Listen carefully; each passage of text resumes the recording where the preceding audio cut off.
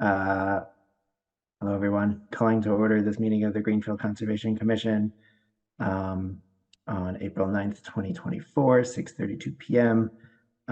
This meeting is being held virtually, and if any technical interruption occurs and it ends unexpectedly, we won't resume tonight, and everything will be automatically continued to the next scheduled meeting date. All of our commissioners are currently present. And this meeting is being recorded by the Conservation Commission. And if anyone else is recording the meeting, you are required to let me know. Right, hearing none. Let's just quickly on our agenda do our approval of meeting minutes for March 26, 2024. I'll motion to approve the meeting minutes. Second. We have a motion to approve that was seconded. Any other discussion on the minutes? Yeah, there was one place, I think it was the first meeting or whatever, it said that I both motioned and seconded, Oh, which I'm sure didn't happen. yeah. We seconded. I think it was Oh, maybe yeah, the notice closing of the meeting. intent for share this real quick. Public hearing, Greenfield Water Pollution Control Facility. Motion by Erica to close the public hearing, seconded by Erica. Does anyone remember either making the motion or seconding that? Mitch, maybe you could just go back to the recording and Yeah, I can check double- that. I'm also double check checking who's my on this. notes. Okay, so we'll have a minor modification there. Any other comments on the minutes? Okay, so Mitch will fix that. And we had a motion to approve the minutes. So we will vote on that motion by roll call vote. Erica? Aye. Kristen? Aye. Emily? Aye. Okay, and Elizabeth? Aye. All right, and I'm also an aye, so the minutes are approved. Yeah, I think Okay. it was Christian, so I'll fix that. Okay. All right, so on our agenda, we have a couple of public meetings, but we have the mayor here tonight, and if there are no objections from the conservation commissioners, I would propose that we suspend the rules and move the discussion with the mayor to the top of our agenda. I think that sounds like a good idea. Okay. Hearing no objections, we will do that. So yeah, welcome Mayor DeSorger to the Conservation Commission. I don't know if Conservation Commissioners have any pressing questions or concerns. I know of a couple topics, but I don't know if you had anything you wanted to say. Just or you want us to just launch into anything that we have? Well, I just would say this first. Thank you, everybody, for serving and having me here tonight at the meeting, and for putting me up first because I haven't been home yet. So I'm very grateful to all of you for rearranging. I didn't have anything particular on my agenda, but Okay. I think there was some concern or interest in the conservation and walking paths around Stone Stone Ridge Lane. Yes, and Eric did send me, I asked him to send me a map and we went over that. I've been up there walking quite a bit. And so I wanted to listen a little bit on that and Sure. what that actually entailed, because I think you probably know a lot more about that than I do. I've just walked through there. So thank you. Yeah. Yeah. So I'll share this map just so people kind of have an idea of what we're talking about here. So this goes back almost 2 years. both of these parcels, R0310 and R0320, were the same owner, and the city, due to back taxes, the city acquired those two parcels.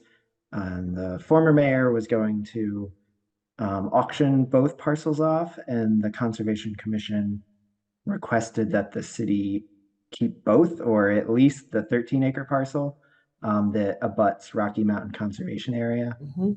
And so in the end, the city did retain that parcel. And then, the request from the Conservation Commission requested that the mayor transfer this 13-acre parcel to the care and custody of the Conservation Commission, which would make that land permanently protected conservation land. And that would, essentially extend this conservation area further up the ridge, and provide this important trail connection down to this trail next to the river, which is on First Light property that they allow public access through there. And the Conservation Commission had kind of followed up multiple times with the previous mayor, and we were told that there was some work that was going to be happening at the police department, and so they didn't want to do anything yet with this parcel. And I'm aware that now, I assume it's still ongoing. There was a lawsuit from the person who owned that property, so I'm not sure how that might entangle things, but I guess what I would say is that our initial request for that to be transferred to the Conservation Commission is still open. And our understanding is that essentially the mayor would ask city council to transfer that property to the care and custody of the Conservation Commission. And then by a vote of the city council, they could do that. But the mayor has to request it first. And then when that happens, the city council could place certain restrictions on it regarding what could happen on the property.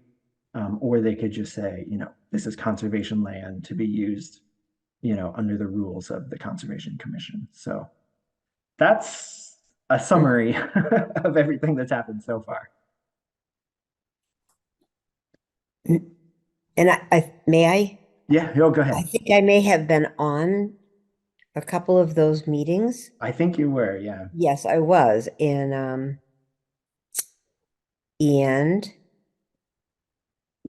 so, and I can tell you two things that I know. That suit is not settled, although I don't know that it would. This is just me, there's not a lawyer here, but I don't think that would impact any of that. I can tell you that right now, I'm pointing to the screen and you can't see me pointing to that, but right now, where the Greenfield police is, they actually are doing the little excavation there just to see if they can fix the water problems at the, water is going into the side of the Greenfield Police Department, and they had the excavator there last week. You may have seen that the generator switched over, we switched over to another generator, et cetera, et cetera. So that's being done as we speak. Yeah. And I did talk with Eric about that, and he, seemed to think that was a good idea. It going over to, going over to conservation. I have walked a lot through there. I don't think it was it's beautiful. And I don't think it was particularly developable to the best of my knowledge, the 13-acre parcel. Am I correct on that? I've gotten lost in there. Yeah. I mean, there's a driveway that comes up to the house. So yes, there's really there's like a sheer cliff down to the police department. Absolutely. So yeah, there's not a whole lot of potential. Not in my opinion, at least. I also wanted to just add that this has been, this area has been identified previously in the Greenfields. Erica, let me let me know if I'm wrong on this. The Greenfield's long-term recreational plan or Yeah, open space. open Open space space, plan. And yeah. This was recreation. considered a high priority area for conservation for our city's open space because it's continuously abutting a large tract of existing conservation land, and there are existing trails that go through them. The plan also identified the whole ridge as like, a landmark feature in Greenfield. So Yeah, it's listed as a natural, especially it's an exemplary natural community with a number of rare plants. I don't remember the number of rare plants up there, but I think there's like dozens of rare plants up there. So Right. it's a special area. yeah. Did anyone And- else on the Conservation Commission? Erica?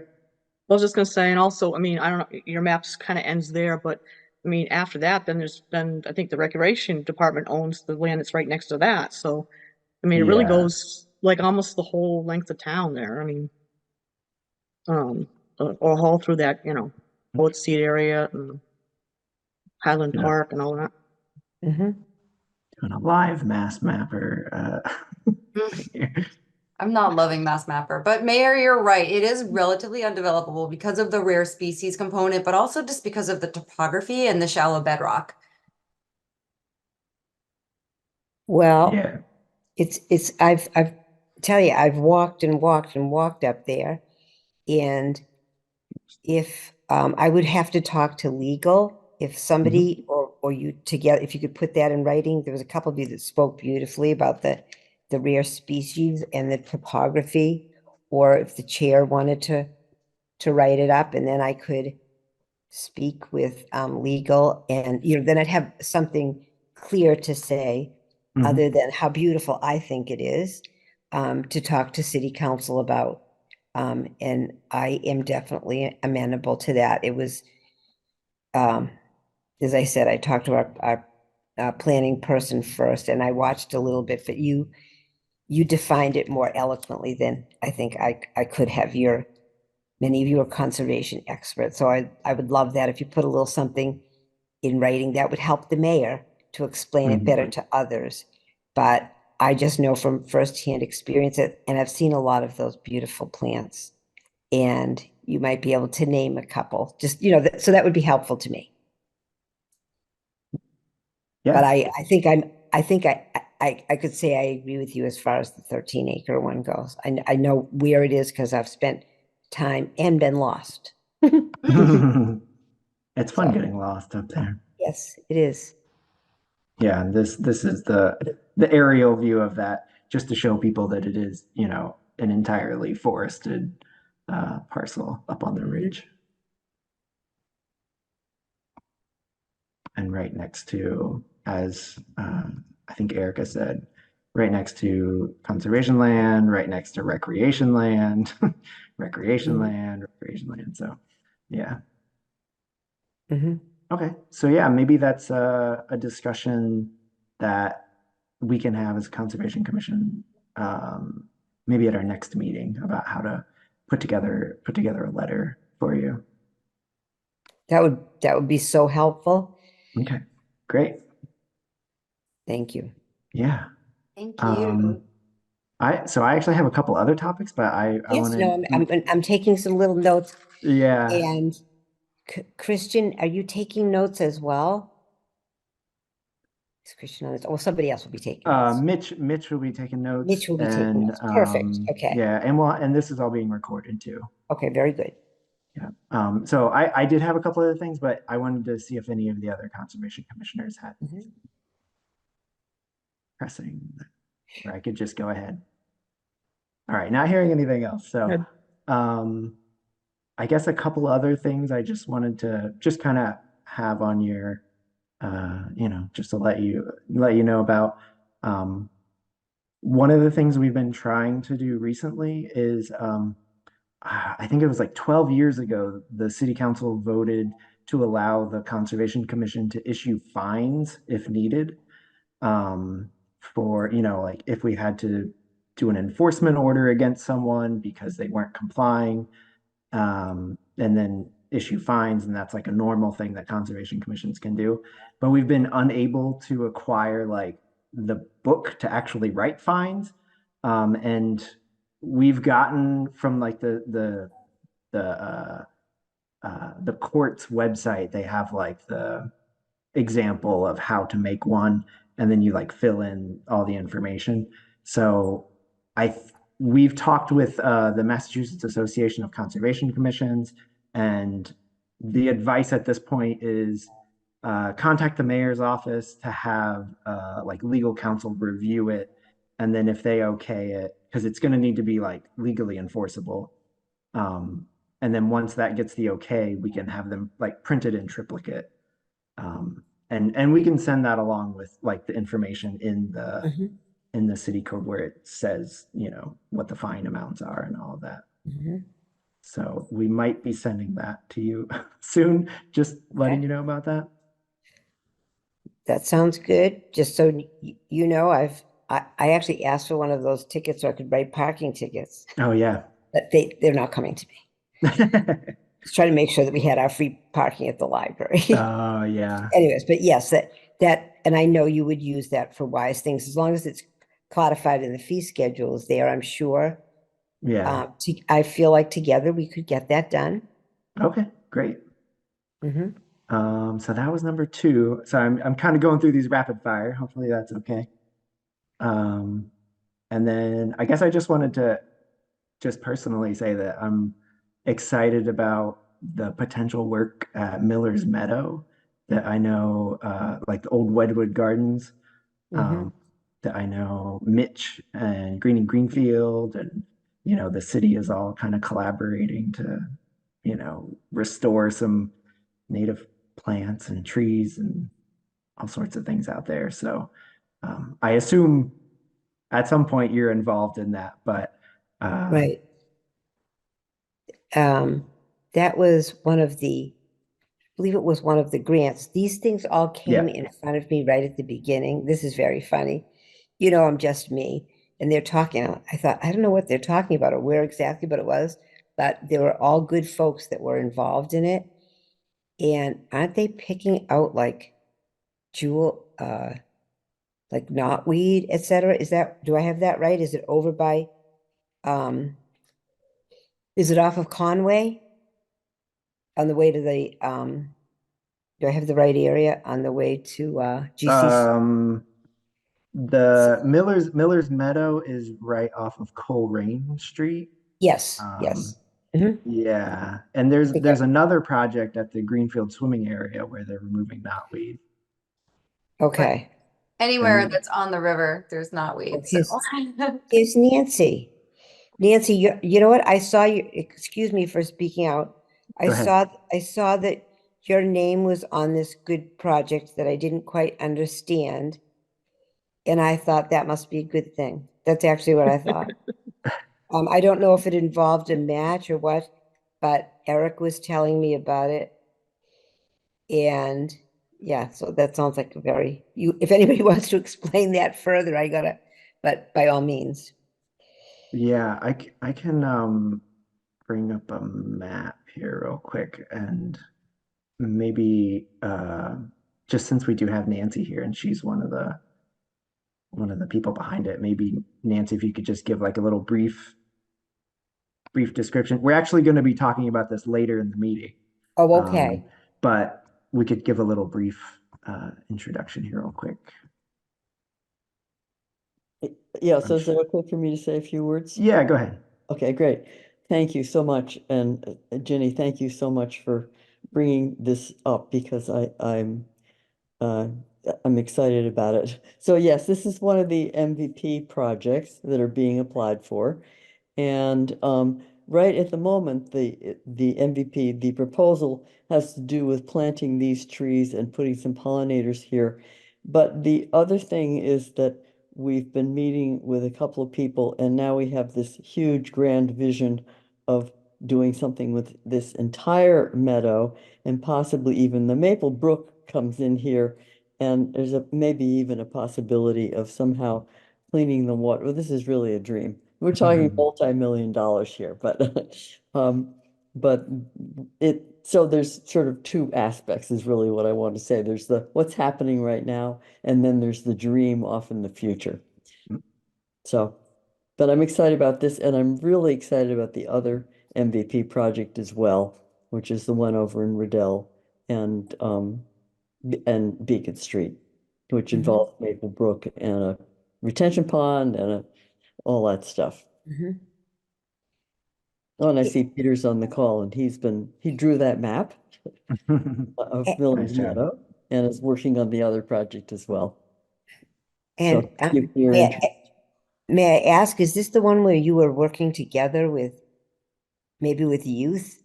And, okay. That sounded great. So keep me posted if there's, I love getting out of here and out of the office. If that's a day that I can be out there, I'd love to be out there with you. That's great. Thank you. And yeah, Peter's the leader on the youth stuff. Oh, So okay, very good. yeah.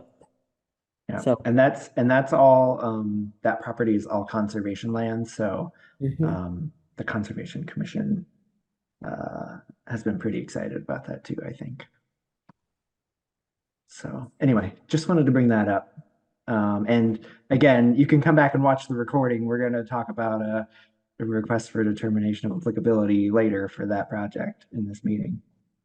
And then the only other thing I guess I just wanted to bring up is that I don't think most people know this, but the Conservation Commission has a conservation fund that is a pot of money that city council would transfer money into it, and then it's a fund that we can dip into and use at any point for any sort of land conservation activities like trail maintenance or rebuilding signs or any sort of anything that relates to maintaining and improving conservation land. And I think there hasn't been any money going into that pot for like 20 years maybe, and there's about $1,300 in there. So unfortunately, there isn't a whole lot we can do with that. I mean, there are some things we're working on right now, putting up like boundary markers on conservation land, and luckily we found some, so we didn't have to buy any. We found some old ones that we had, but we kind of want to do some like trail maintenance and things like that. So it's just one of those things that I think in a lot of towns every year there would be like, I don't know, $1,000 going into the conservation fund every year. And then, the Conservation Commission would be able to use. And I will say also, now we have the Community Preservation Act, which can be used for open space projects. But unfortunately, it can't be used on any conservation land unless that conservation land was purchased with Community Preservation Act funding. So we wouldn't be able to use Community Preservation Act funding for any existing conservation land. So that's where that conservation fund is really important.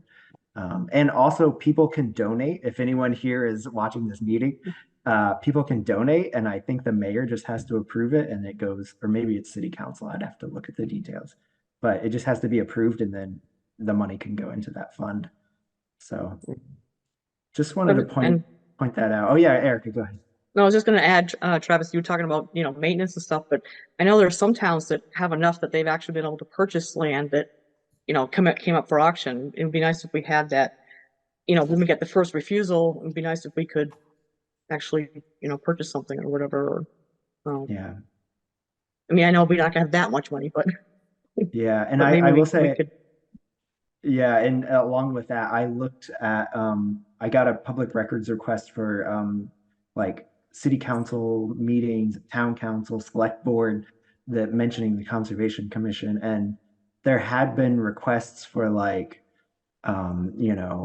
the conservation requested $50,000 to be put into the conservation fund so that when a property became available, they would have money, to put towards it to purchase.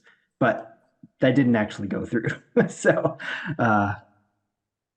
that's a little history on the conservation fund. So, at some point, it would be nice if there was some more money going into it, I guess. Just something to think about. I know budgeting for this year's, this next year is pretty much over, but yeah. I'm actually very glad that you brought that up. I wouldn't have known that Mhm. if you hadn't, about the CPA funding and what you could use it for. Um, and that's just something to think about in the future. Uh, the good news is if we're doing this other thing, I'd probably be giving it for free. Or Yeah, we'd be giving it for free. But exactly. I think that's a bit, that was like a little joke, but yeah, I think that's sometimes you budget with what you think is important, but we have lots of things to take care of. So that was a very good point. And I would just tell you this, I know this from having tried to start a gift fund for something else since I got in. It really is a little easier once the fund is there and established. Mhm. And I'll be looking for that, not tonight, but another night, to see because I have all the codes for what they are. So thank you. Mhm. That's great. Thank you for Yeah. pointing that out. Yeah. Very good. So that's all I had on my list. I don't know if anyone else on the Conservation Commission, if anyone thought of anything or came to the meeting with anything else. Well, I'm going to go along. I'd like to thank you all for all of your good work. And I appreciate each and every one of you. I'm going to go Thank home and you. have some dinner, okay? All right. Thanks for Night being now. here. Thank you so Thanks for much. coming. Have a good night. All right. Okay. So there's one item off the list for the agenda. So next, we are into our schedule of public meetings and hearings. As I said, we do have 3 public meetings tonight. So first on the list, we have a public meeting request for determination of applicability, tree removal at 249 Plain Road, map R34, lots 2 and 6. The applicant proposes to remove 3 standing dead trees along Plain Road that pose potential safety issues. And do we have someone here to talk about that project? I don't see him here. I could talk about it a little bit. Okay, sure. Yeah, if you could just talk about like the site visit and what you've learned. Sure. So yeah, there are 3 dead trees. It's concerned, especially these 2 being near the road.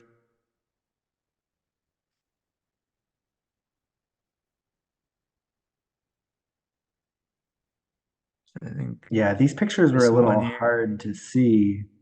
I Yeah, think no, I I have some liked I think I photos. liked your photos better, but it'd be good to look at these.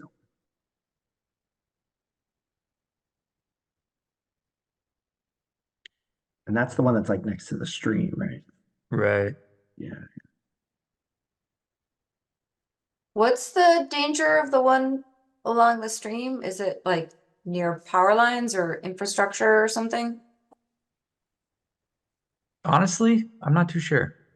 Seems out of I the way to me. yeah, I had the same question, and the only thing I could think was maybe they were afraid if it fell all the way across the stream, there are like cars that park over there, but to I don't know me if it it's looked like the cars and everything would be too far away for that one to. And is it already kind of lopped at maybe like 35, 40 feet or something? yeah, there's Yeah, no it looks, top to this one. it broke up. Or Yeah, I think these are all dead trees that one kind of broke off. I thought when I read it, he just indicated that he didn't want it falling into the stream, just Mm. to block up the stream or whatever. and this one's kind of dangling. Mm. And that one's next to the power Why wouldn't line. the DPW or like the Eversource or whoever take care of it if it was, I guess if it's on this town right away, wouldn't the DPW take care of it? I Um, it looked sounded like like these he were. felt like they were on his property. They were out of the right of way. Yeah, I was thinking they were outside of the right of way. Oh, that photo made it look like it was like really close to the power line. Yeah, here's Mitch's photos.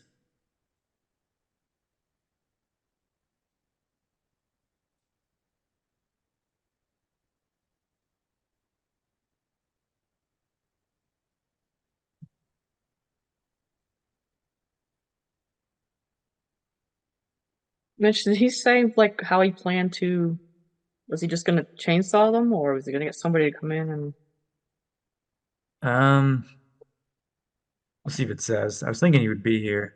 Um, I know he leave the stumps, he said.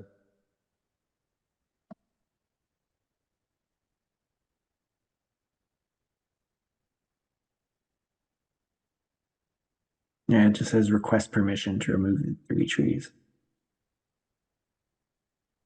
Yeah, and I think the third one, or second tree by the river is priority habitat. I think it's around here.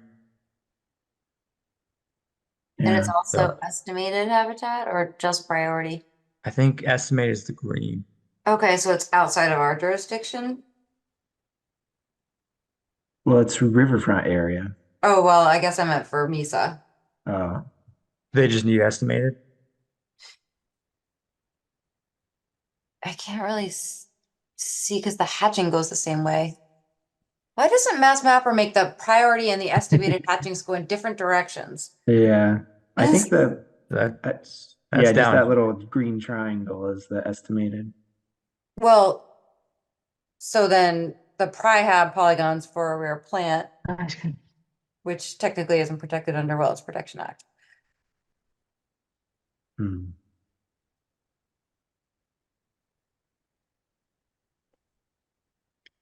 So is the reason for the removal the danger of it blocking the stream, or is it the power lines? Because in one of them, it definitely looked like they were close to the power lines, but I wasn't sure if those were the trees that were I think that was two different trees. okay. Yeah, I think it sounded like one of them, the danger was that it could fall on the road. One of them was the danger that it could fall on the power line, and then one of them was the danger it would fall in the stream. But So what's the issue with it falling in the stream? What's going to be a problem if it falls in the stream? Just curious.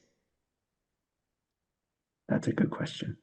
That Maybe could be a question for the applicant, I think. I think But at least for that one, I would want to know just because there are, there sort of was a common wisdom that in the past that even ecologically pulling wood out of the stream was good because it got things out of the way, but it's not necessarily the case at all. It's much better to have yeah, wood material in the stream. So if it's an infrastructure issue or a safety issue, if it's a navigable waterway or something along those lines, that's understandable. But if it's more nebulous than that. So I just would want to know what the reason is for that particular one. But if it's a dead trees by a power line or dead trees by a road, all that's very logical.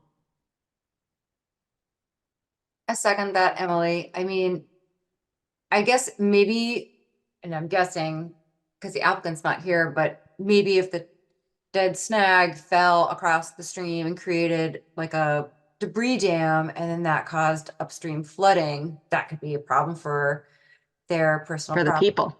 Yeah, Exactly. So but if I there's personal mean, property that's going to be impacted, that makes sense. But if it's just woodlands, that's all good stuff, actually. So but like, what is the DBH on that tree? I don't know. It's hard to tell in the photos, but it looked really skinny to me. yeah. Mitch, do you have any information on like what that diameter? Not exactly, but you're right. They are skinny trees. Like somebody, if it did fall, like somebody could literally with their hands drag it out of the stream I channel, think right? so, yeah. Okay. yeah, I mean, I guess I'm wondering if people feel like we need more information, and if so, maybe we could come up with specifically what that would be. But I guess in general, I feel like uh, approving the two near the road is fine. And, if they could leave as much height on them as possible. That would be good. If they were like 5 feet tall or, 8 feet tall or something, that would be even better. But that third one, yeah, I don't see. Also, there's an exemption if we feel like it poses an immediate and substantial threat to driver safety. If it's a diseased or damaged tree. So there's an exemption from, like, it's just totally exempt and we don't need to. Yeah, vegetation cutting for road safety maintenance is an exemption for riverfront. Oh, for riverfront, yeah. And that's at 10 point, where is that? 10.02 That's a N. long section. Yeah. So 1002 one is for, N1. 2 is for areas 2 buffer zone. I guess the main thing I'm curious about with that one also is like what method they're planning on using for cutting down that tree, Yeah, that was kind of my question, because that kind of determines how much impact it's having, like right near the stream bank there.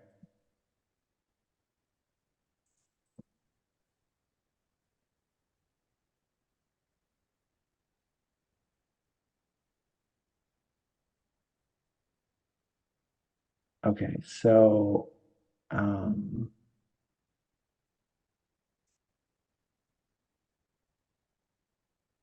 Oh, I think I got it. It's 10.02. I think Mitch said it was N1 Yeah, but or it's NI. it's 2B 2N. Ah, it's so long. I don't know. Double check me on that, Mitch. 10.02 2B. That's for buffer zone.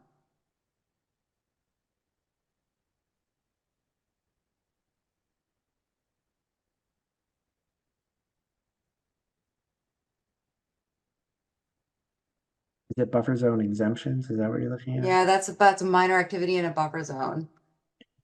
Is that the same section that riverfront area refers to, though? Yeah, you go down the riverfront, it tells you the same minor Oh. activities from 1002, I think. Yeah.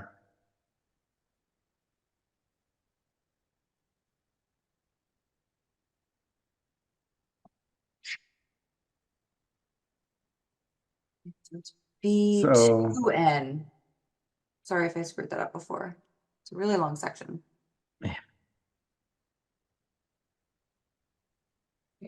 So I guess I've written down, I guess, 3 things that I'm curious about that maybe we could follow up with them about, which is why that one near the stream, because we don't feel like it would be a problem for the stream itself if it fell in. And then just to And- follow up on that, because of the interests protected under the act that, and I don't remember this exactly word for word, but that there, like material transportation is one of the interests protected under the act. So of course, woody debris addition is a good thing to the ecology. So unless it's like a public safety issue, Mhm. ecologically, it's not bad. That was the only thing I was wondering is, I mean, it looks like it's pretty close to the road, and I didn't know if he ever had people who walked through there, and if he was worried somebody tried to walk across it, and they fell, and they sue him, and blah, blah, blah. Yeah, we just need to hear from the landowner. Good point. Yeah. I don't know, I mean, just throwing it out there.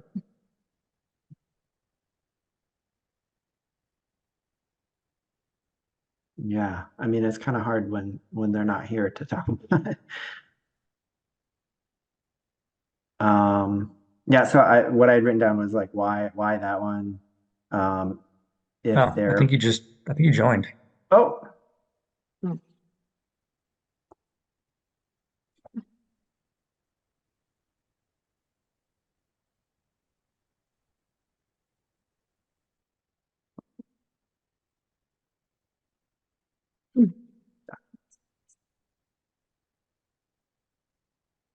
Is it Edward?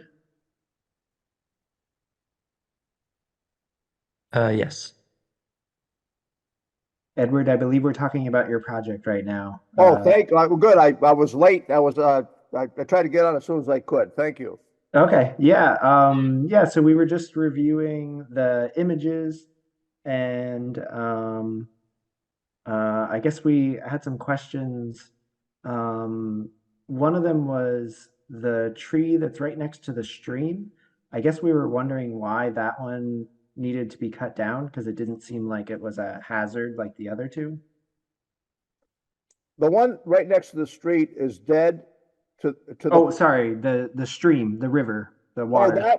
because my grandkids play down there, and that's standing dead. And I just feel it's a safety issue with them because they like to play along the brook, and it's right I near see. the brook, and it's been dead for a long time. I just thought it would be better just to take it down. I see. And we were wondering, I guess with all three of the trees, if you were amenable to leaving a certain height of tree for like wildlife purposes, woodpeckers and things like that, that would be short enough to not be a danger to fall into the road, but Well, okay, I gotta fill you in though. The tree sure. number one, which is right next to the road. Yeah. Mitch, can you share the photos again? Sorry, while we're talking about it, that would be helpful. Okay, sorry, go ahead.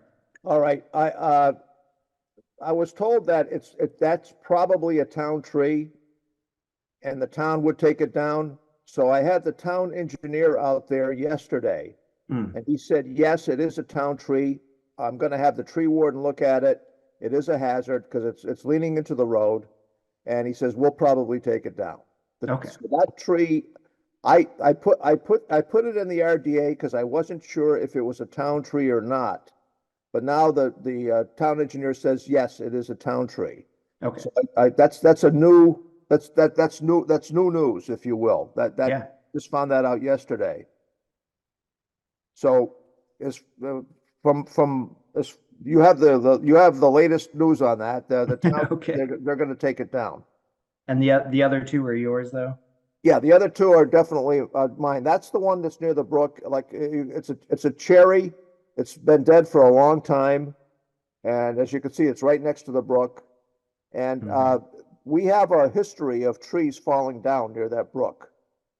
So it's not new. If I took pictures down near where the brook enters the river, there's a bunch of very large trees that have fallen down with the high water we've been having with the heavy rains.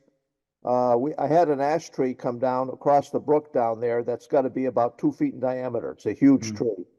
So this is for whatever reason, because we do get high water there. We've had down near the river, especially a lot of trees coming down. So the only reason I want to take that down is because it's dead, standing dead. Yeah.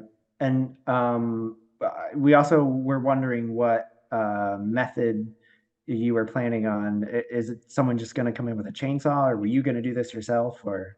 Well, myself and my a partner of mine would do it. He's very good with trees, Mm. and we would tension it with a cable before we cut it to make sure it fell in the right place. Mm. And then were you just going to leave it down? No, we'd harvest the wood. Okay. We wouldn't just leave it there. I will tell you that we have had 2 years ago, we had a tree fall in the road just like the one I want to take down near the road, and the town cut it up and we took the wood away. Mm-hmm. So that's not the first time a tree's fallen down there to the road. Yeah. And then the third one, I guess the That third one is one, it was, scary, and the reason why is that's a cherry. It's broke off, and that's just hanging up there amongst branches. If you get a good wind, that whole thing could fall down, and it looks like it's thin and light, but it's not. It's heavy enough to hurt somebody if it comes down. oh yeah. So I think it's kind of hard to see, but I think that goes up and then it's like broken off and hanging all the way to the left. That's it. That's the correct. top of the tree. That's the tree, and that's why I'm concerned about it, because it's you've got a piece hanging up there in the branches, and a good wind and it could fall down. Mhm. I'd just rather take it down rather than have it fall down unexpectedly. Do any of the commissioners have any questions? Hi, Edward. Thank you so much for coming before the commission with this request. We really appreciate it. Personally, I have no issues with the two trees along the side of the road, but the one that's on the stream bank do you happen to know the diameter of that one, the cherry that you said has been dead for a long time? I can tell you it's a young tree. It's less than a foot in diameter. It's a small tree. It's a small diameter tree. Thank And you. the problem what kills a lot of the trees on that brook, we have an invasive species there. It's a climbing vine that I'm sure you've seen them around town. There's a lot of them. Uh, they call it, there's a name for it. Bittersweet. What's that? Bittersweet. That's right. And this brook is loaded with bittersweet that's strangling a lot of trees. So my guess is, because there's a lot of bittersweet down in that area, that these trees were probably killed by bittersweet. That's why they died so young. And again, this is a big issue in my opinion, because it is an invasive species, and it's killing those bittersweet are killing a lot of trees. Well, if you want to come before us and offer to kill some bittersweet, we'd be happy to hear that proposal. So would I. You've got years and years to devote to it. Any other questions from the commissioners?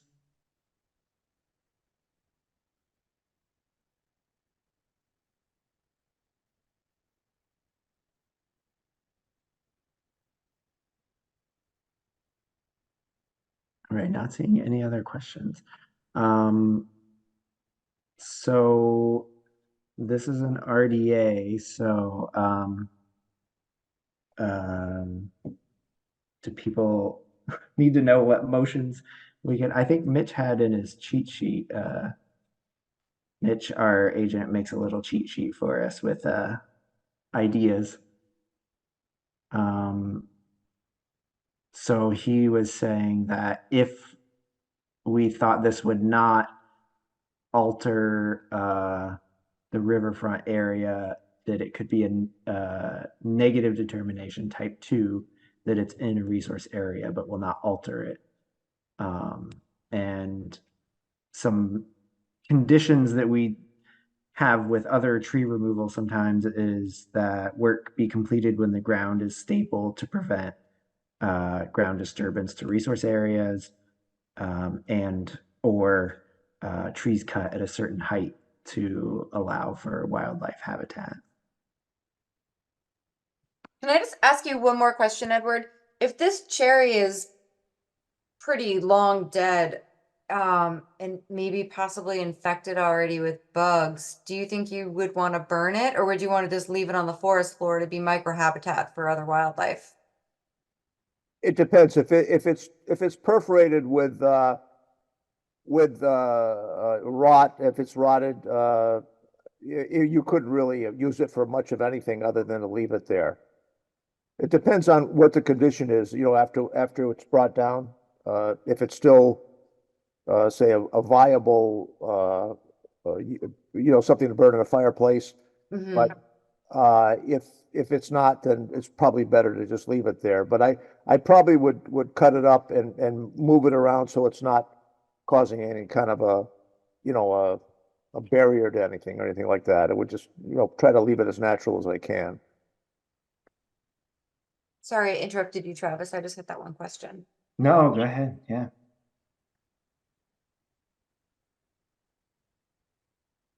Any other questions?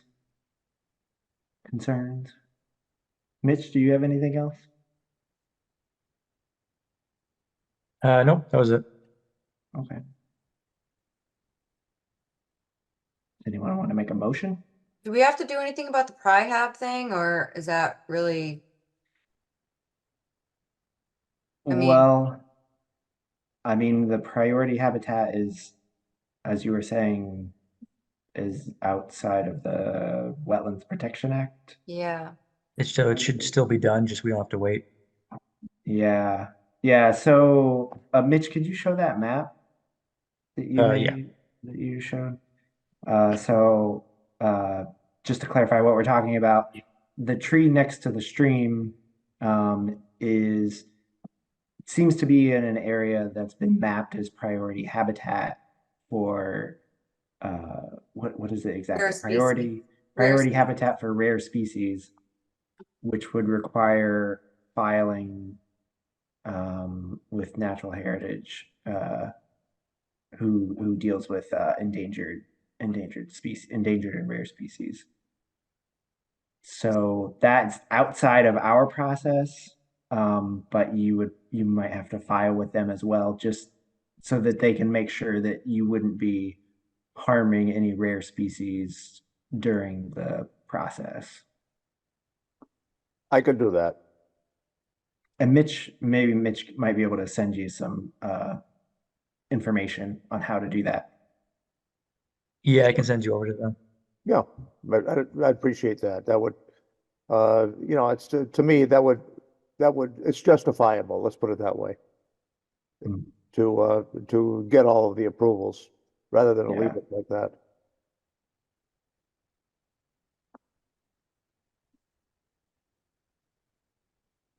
All right, anyone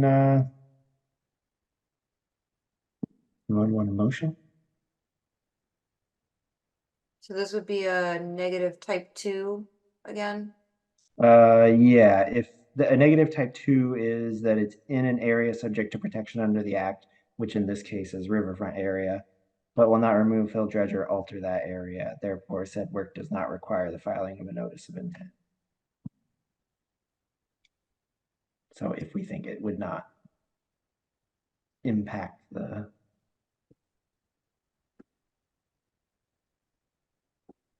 riverfront area.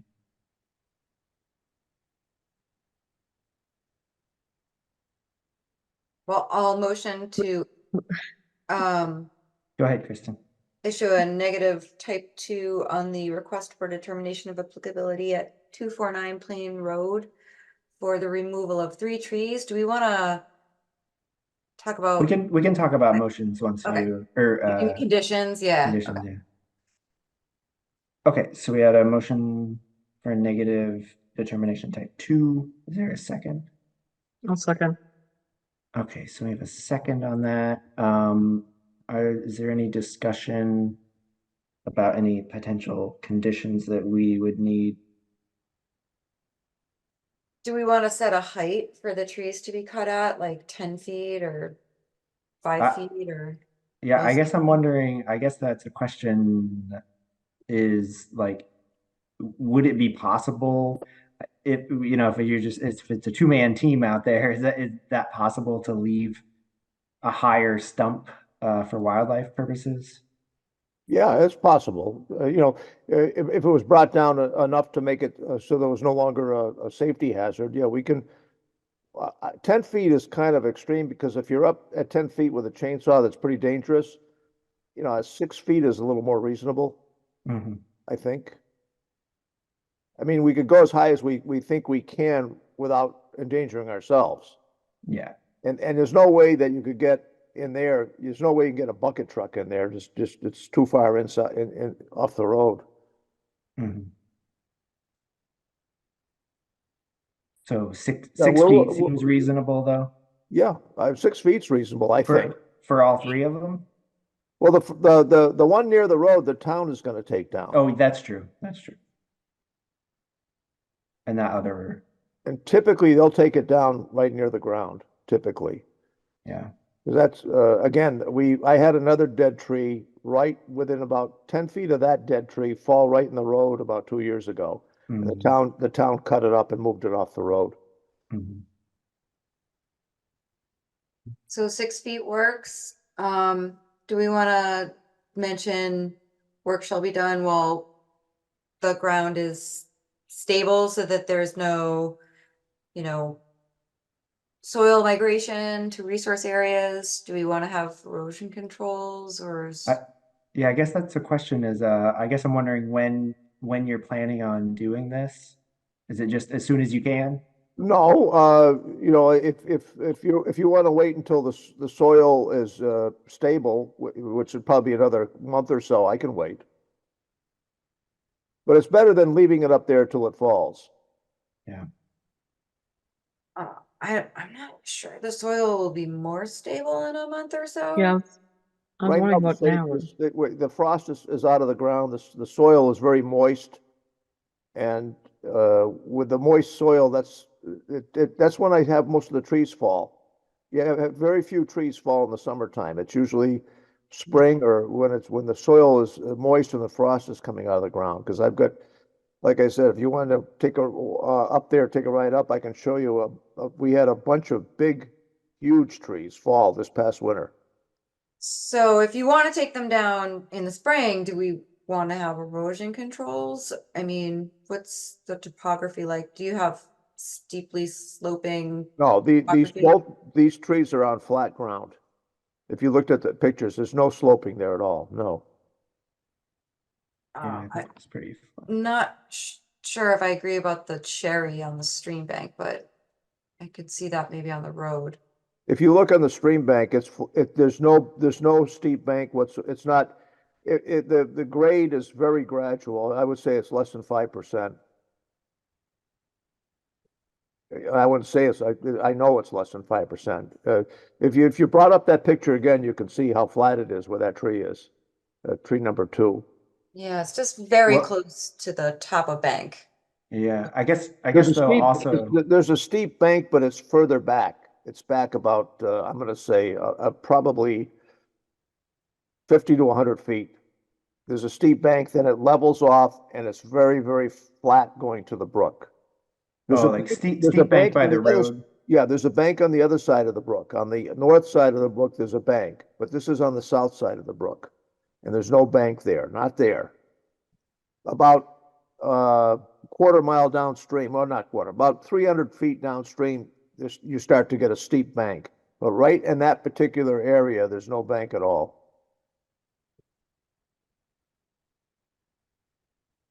The best way yeah, I can describe it, but I think the best thing to Mhm. do is look at the picture. Yeah, Mitch, do you think you could bring that picture up again? And say I had looked on like Google Maps Street View too, Mm. looking at it, but it's a kind of a blurry photo. Yeah, you can see there that how flat it is there, and this picture is taken up down, looking down at it. There's a bank that's not visible in this picture. Okay, it's actually close to the camera, and then that goes down and it flattens out, and you can see the vegetation along the side of the stream is at the same height as the base of the trunk. Mitch, can I More of share a bank, my? if you want it, where you have a steep bank to the left on the other side of the stream, you can see a steep bank. Well, put it this way, it's in resource area. So if there's going to be any ground disturbance, it should be protected with erosion controls. Whether it's Well, a straw wattle or whatever. So, But if so there's we can, no earth disturbance, that's a different story. So that's kind of where I'm going with this. yeah, hay bales and silt fence. Oh, I'm not talking that crazy. I'm just saying a straw wattle, which is much cheaper. You can get at the hardware store. You don't have to do any digging or earth disturbance. But if what you're cutting doesn't result in any earth disturbance because you're not stumping or chucking pieces down onto the ground that will kick up and create a bunch of soil migration, that's kind of where I'm asking you, Edward, if that's your methodology. That's not, if you put that in your decision, that's fine. That's not that's doable. are you saying erosion controls are doable or doing it in a method that doesn't result in ground disturbance? I would say that chances of, because we're going to be 6 feet above grade, I would assume that ground disturbance will be minimal.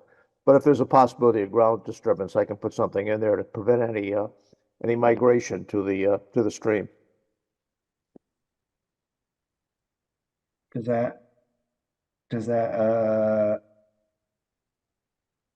get to what you were getting at, Kristen? Yeah, I mean, well, kind of where I was starting with this is like when we were talking about ensuring minimal ground disturbance, are we talking about weather conditions? And, you know, as Edward pointed out, it's spring, the ground is soft. So if he's doing a two-person job and climbing up a tree and cutting with a chainsaw and chucking big hunks down, it's gonna, No, I don't, would it's do- I hard to would, see how close it is to the street, to the top of the stream bank, if there's any potential of soil migration into the actual stream. It's hard for me to see, but I was just asking the applicant if that seems like it's a real reasonable thing. yeah, we won't, we'll wait until the ground is solid. Because right now it's not. I can tell you right now, the ground is mushy up there. I guess we could have a condition about waiting until like dry soil conditions or something Yeah. like that. Yeah, and if you don't want to wait, then maybe do something like a waddle. Well, right now I can wait because my grandkids don't hang around the stream until it's like July. So, we got 3 months before then. Okay, so how about wait until dry soil conditions or utilize erosion control to prevent. That way it covers either way, either way you want to go. Okay, so we got 6 feet and that. Any other potential conditions? Can we say anything about the MISA filing, or is that really like not really our place? I mean, it's I not an mean, estimated, but yeah, can we like kind of cross-reference that we can say, you know, you're responsible for making sure you're in compliance with all other laws and regulations or something? Do we already have that? Is that a boilerplate thing? You're talking MIPA? MISA, and Mass Endangered Species Act. Oh, okay. MIPA's totally different. Let's not even Right. talk about MIPA. Okay, I thought you meant the Massachusetts Environmental Policy Act. but- No, you're not in that as far as I know, unless you're an As far environmental. as I know, I'm not, but Okay. could be. No, Yeah. but because you're in the priority habitat polygon, which means, and you know, not to get too in the weeds here, but because you're in priority habitat and not estimated habitat is a subset of priority habitat for rare wildlife. But because you're not in the estimated, you're only in the priority habitat, I'm guessing it's plant. So it's not protected under the Wetlands Protection Act, it's not our jurisdiction, but it is still state jurisdiction. It is still the Mass Endangered Species Act, and you are still compliant with them. So Yeah.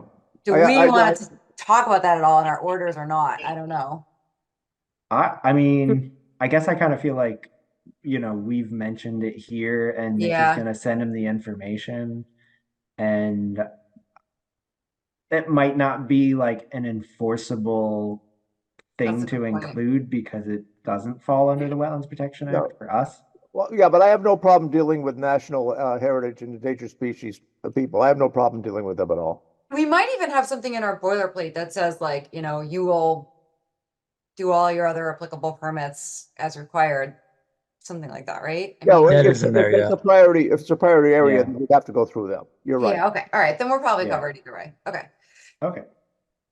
All right. So we just have those two conditions. Anyone else have anything? Emily? I think you answered our questions about what the reason was for taking the tree down by the stream. Mhm. And definitely waiting until dry conditions if you can. That's the most important thing. And Yeah. I like the fact that we're balancing safety with wildlife by keeping it to 6 feet. So it seems like we're covering all our bases. Okay. All right.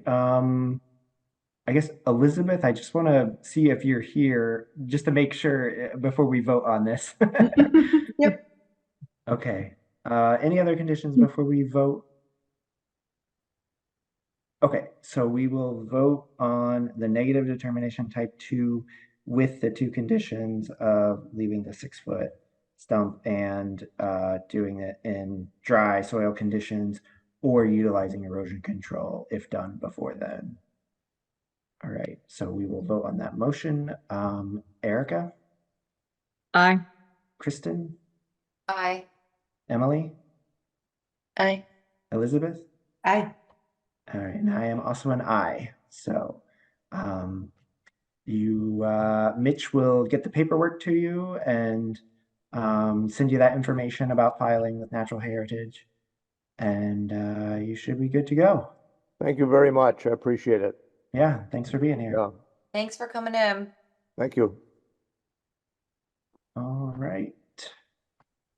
So next we have a public meeting, request for determination of applicability, single family house on Pickett Lane, map R23 lot 49.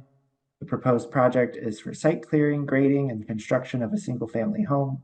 The proposed detention basin outfall is directed away from wetland resource areas. And I think John is here for that project. Yes, I am, Mitchell.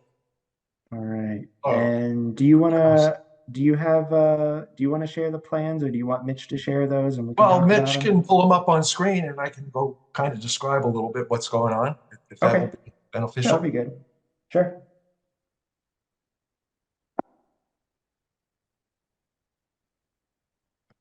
I guess it's just going to be sheets 1 and 2 of the set, Mitchell. Okay, just pulling them up. Got a lot of folders to navigate here. Folders and files. So look at one of, So- should be 2 One of of 3, five. 1 of 3 and 2 of 3. Hmm. Oh, Hmm. Yeah, this Google Drive is not the best for trying to look at file names. They make it difficult. Mitch, I think the second one in that row said 2 of 3. yeah, 2 that's of 3? that one. It's lot 1 site plan. So it's that one and the next one, I think. Okay. Yeah, well, that shows the house, but it's better to get us off of Pickett Lane. So why don't we open the other one, Mitch? 1 of 3. Ah, there it is. Good. That was it. Oh, Yeah, that's 1 of 3. 1 of 2, 1 of 3. yeah. Okay. The property is the one we spoke about about a month ago, was originally in lot 49 on Pickett Lane. My house is 41 Pickett Lane, which is the kind of the square with the diagonal hatching on it below the right to the right of where it says Pickett Lane. Hmm. That's my current residence. I was looking after working on with the commission on lot 49B, or 49, I guess that was B, with the Barazanos. I felt it was behooved me to move my thinking along a little bit on the adjoining lot to my existing property. The proposed development is for a single family home, which is sited to allow for some future construction of some outdoor recreational facilities. Basically, we would be constructing a 16-foot wide driveway from Pickett Lane, perpendicular to Pickett Lane, along the and I can't use it where it says proposed water service. It'd be going from that point all the way to the east. And it's approximately, give me a dimension, approximately 300 feet in from Pickett Lane to where the driveway, the formal driveway for the house would be proposed house would be located. The house size is a little downsized footprint from the house that I currently reside in. My wife and I are thinking of downsizing, and this might be the way we will end up downsizing. We always wanted to have either a tennis court or a pickleball court on our property. We didn't leave enough room on lot 49A for it. And certainly you can see that because of the configuration, this 49.0 was the largest of the 3 subdivided lots that we laid out. And the only reasonably flat area that we have on the lot that would allow for the construction of just so you know, 4 pickleball courts would take about the same area as a single tennis court. And that it's basically 60 by 100. That overall area is about 60 by 120, where it says future pickleball courts. And I guess just to clarify, I think that for right now, this is just for the driveway and the house. That's correct. And what it says is that I'm kind of explaining why the layout was done the way it was, rather than just because the question asked, why are you making such a long driveway? And the reason was so we could configure some outdoor recreation on the site. And that's the way it was laid out. The current regulations wouldn't be for a single family home construction with private outdoor recreation, would not require any stormwater management. But as you can see, this is going to be quite a bit of impervious area if it was a driveway and the future development of even a asphalt tennis court would require some stormwater management measures.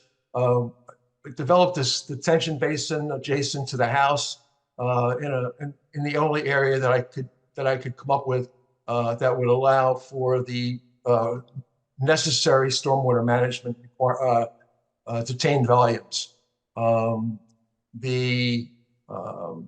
If I can take you just to show you where the house is located, that would be better shown on the next sheet. Sheet 2, Mitchell, if you could switch it over. Whoops. Yeah, can you kind of zoom in the back 40 there? Okay. The driveway continues into a single car garage, which takes part of the first floor. The house is designed with a basement, and it's about 30 foot wide by 56 foot long footprint. The detention basin is about 16 foot wide by about 50 feet long, and it's constructed with walls that are about 8 feet at the far end, the lower end, about 8 feet deep, going up to with a top of wall of about 254, and it's graded from the to allow for the detention basin to be probably about 5.5 feet deep for the overfill volumes. The outflow of the basin is directed away from the wetlands areas. Originally, when I submitted this plan to Mitchell and the town, the outflow was going to be directed towards the wetlands, which I learned was problematic from a permitting standpoint. The plan would be to develop the basin with the house, so we wouldn't have to go in and do all that disturbance at a later date.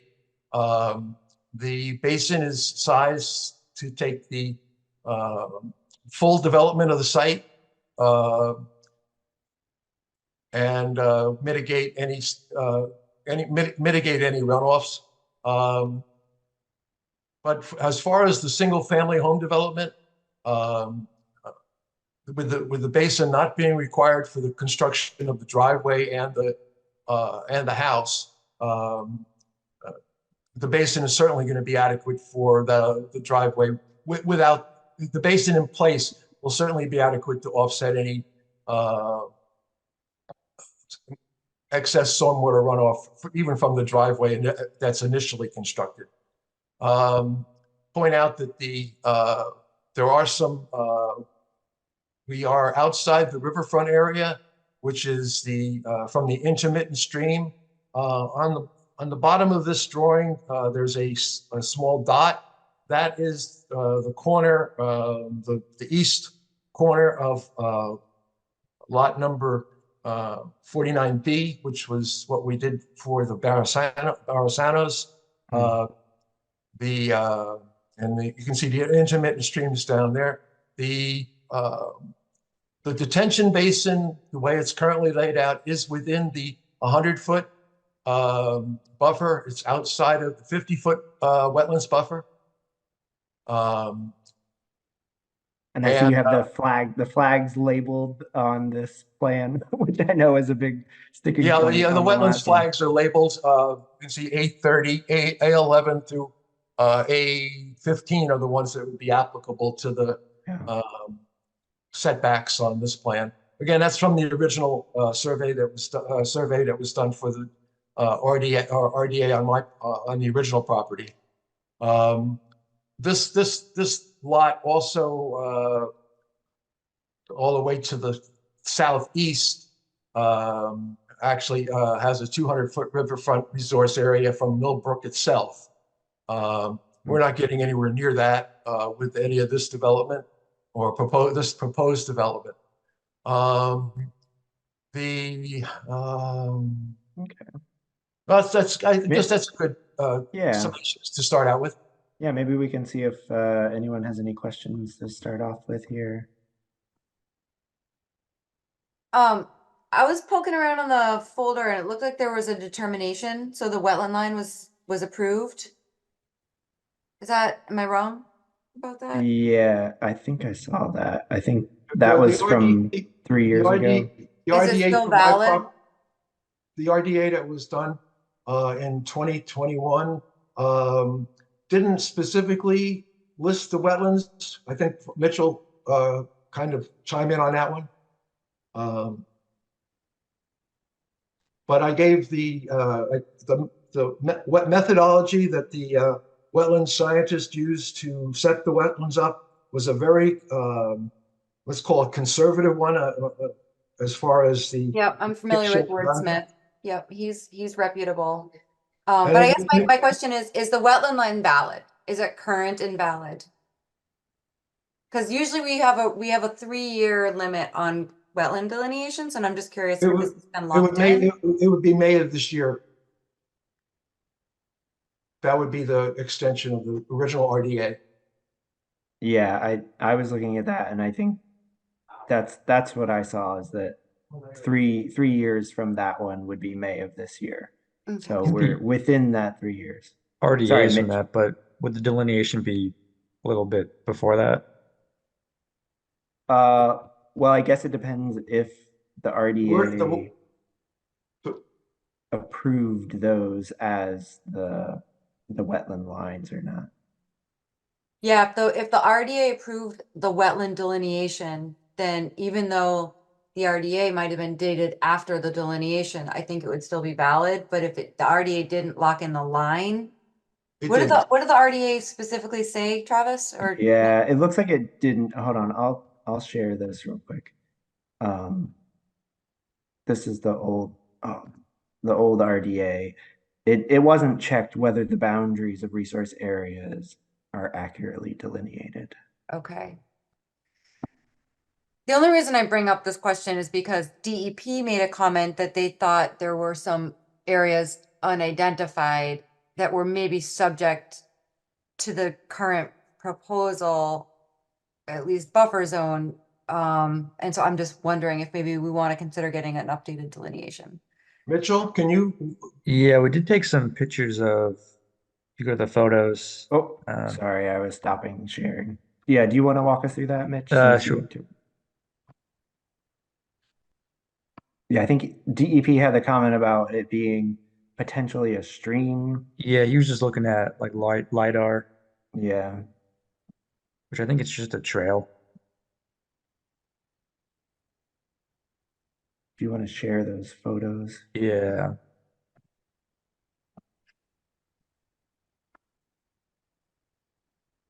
So this photo is from this area he marked as looks wet. And these areas are to the north of the, let's call it the wetlands that have been delineated by Wordsmith. by Mr. Smith. And these are off-site, and we walked out there. I walked out there with Mitch, and we looked at it, and they're not wet. They're just Yeah, piles of debris that my neighbor has placed along the old farm access road, and some trees that have fallen down in the where it says looks wet. The I'll agree that it does look like maybe it's just a walking path, but without soils evaluations, I can't tell you that it's not That's a wet. picture of it. Yeah, but we're not seeing a photo of the soil profile, so I can't Well, tell that's you. a picture of the spoil pile. If you're looking at the right-hand side of the screen, I see it, yeah. and that's the roadway. So he basically piled wood scraps all along and pallets and everything else. You can see there's wood pallets in there. Yep, I see it. I'm just clarifying further for the record That was what the state was referring to in their letter. yeah, but again, just to further clarify that wetlands are not just defined by surface water, but also by hydric soils and hydrophytic vegetation. And it's not the growing season, so I can't tell what the hydrophytic vegetation is, and there's no soil profile, so I don't know what the soils look like. But I do agree that this does look like a trampled area with soil compaction and possibly a trail. So just for the record, saying that this doesn't necessarily negate that it's a wetland because we don't have any actual data, but That's correct. acknowledging it does look like a trail. That's correct. You don't have any actual data. But I believe your agent walked the site and confirmed that these are the areas and took these pictures. Mitch, can He you sent these to the state to explain that too, Mitch, I believe. Yeah, Mitch, can you scroll up and just show where this is on the map compared to like compared to the where the work would be done? So I think That dark line. dark line is the photo on the right, mm, looking east. and this project would be all within that parcel right below that, correct? Correct. In this area. Yeah. So I guess what I'm just pointing out is that if it seems that's not a stream. But if they were wetlands, it would still be buffer zone for those wetlands. And it's already in buffer zone for another wetland. I guess is what I just wanted to point out, that they don't seem to be in the area where disturbance would be occurring. Hey, Mitch, do you mind pulling up the plan? I think it's called lot one, sheet 2 of 3, or John, you can tell The me if first I'm on the one we right looked at? sheet. It would be Whatever one you want to show us, John. 2 of 3 shows the home, which Okay. is That one? Yes, please. I see the 50-foot buffer setback from the wetland line, but I'm having a hard time envisioning the 100-foot buffer setback because it doesn't look like it's parallel with the 50-foot buffer, unless I'm mixed up. Mitch, can you zoom in Mitch, is a little that more on that? yeah, I was gonna say, is that the biggest you can go? yeah. If you look at the right above where it says lot 49-0, that is the 100-foot line. Um, Where And then does- and if you take where it says Yeah. match, and you see where the match line is, so the 100-foot buffer goes basically through the detention basin. So the outfall is inside the 100-foot buffer. No, it's outside the. Oh, the 100 detention basin's in the buffer, but the outfall is outside the buffer. That's correct. I directed Yeah. on any outbound water away from the wetlands area. Okay, now I get it. Thank you for explaining that to me. Yeah. Does everyone see which one the 100-foot Yeah, line? colors are always helpful. Yeah, Mitch, can you maybe like Mitch, there was trace- Mitch, there was an older colored one if you want to pull it up. Or you could draw on it. Can you Uh, draw on it? Can you see that there was one colored one that we did? It's not this exact same configuration, but it's close enough to show the wetlands lines. Do you know which file it is? Oh gosh, it was sent in the original one. So You might be able to just open these up and then just like keep clicking right and until Yeah. we find the one that. Oh yeah, yeah. There's usually Like- an arrow on the right side of the screen. It's like a photo slideshow, right? yeah, if you open up enough files. That one? There it is. There it is. That's the one. And that's, mhm. Okay, I did this one with the original submission to help you, Kristen. I'm so old fashioned. Back in the old days when we had like those 24 by 36-inch plans, I would take the highlighters and colors. that's That's what I did this for you. Thank you. I so appreciate that. No, I get busy with all the different symbologies. I like the color. I didn't move the detention basin. It just got a little deeper and a little longer. But the basin is still in the same place. You can see the original layout had the outfall going towards the wetlands on this drawing. So Yeah. can you zoom in a little bit more? So this is the old basin outlet that showed that it was right. The only difference is that this basin outlet goes to the north rather than to the south. Okay, gotcha. And then, I mean, I'm not a stormwater engineer, so I don't even know what I'm talking about right now when I ask this question, but is this like a 90% TSS removal or? No, in order to get the 90% TSS removal, the future development would have to be, I'd have to be providing infiltration reservoirs underneath part of the parking areas and some of the pickleball areas. So what are you proposing for TSS removal? I don't need it for this single family. I don't need it for the current development. No stormwater management plan is necessary for the initially proposed development, the single family home construction. Okay. The only reason I'm putting the basin in there now is to avoid having to disturb that whole area at a later date next to the house. And then you're saying if you would need to but just so you know, put it this way, if right now what I'd like to do is be able to build a house in the driveway and a detention basin, which is the detention basin is just basically it mitigates the excess stormwater runoff. It wouldn't do anything for TSS because detention basins don't, and I am a stormwater engineer. But in the design, the future design, which if you can pull up the pickleball court, which is sheet 1, Chris, this is for Kristen's edification. Well, this, We can always come back to that one if he didn't close it.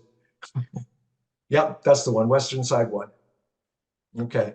In order to meet the TSS requirements for a let's call it, if this was ever to be a public outdoor recreation facility, which is what I was ultimately hoping it to be.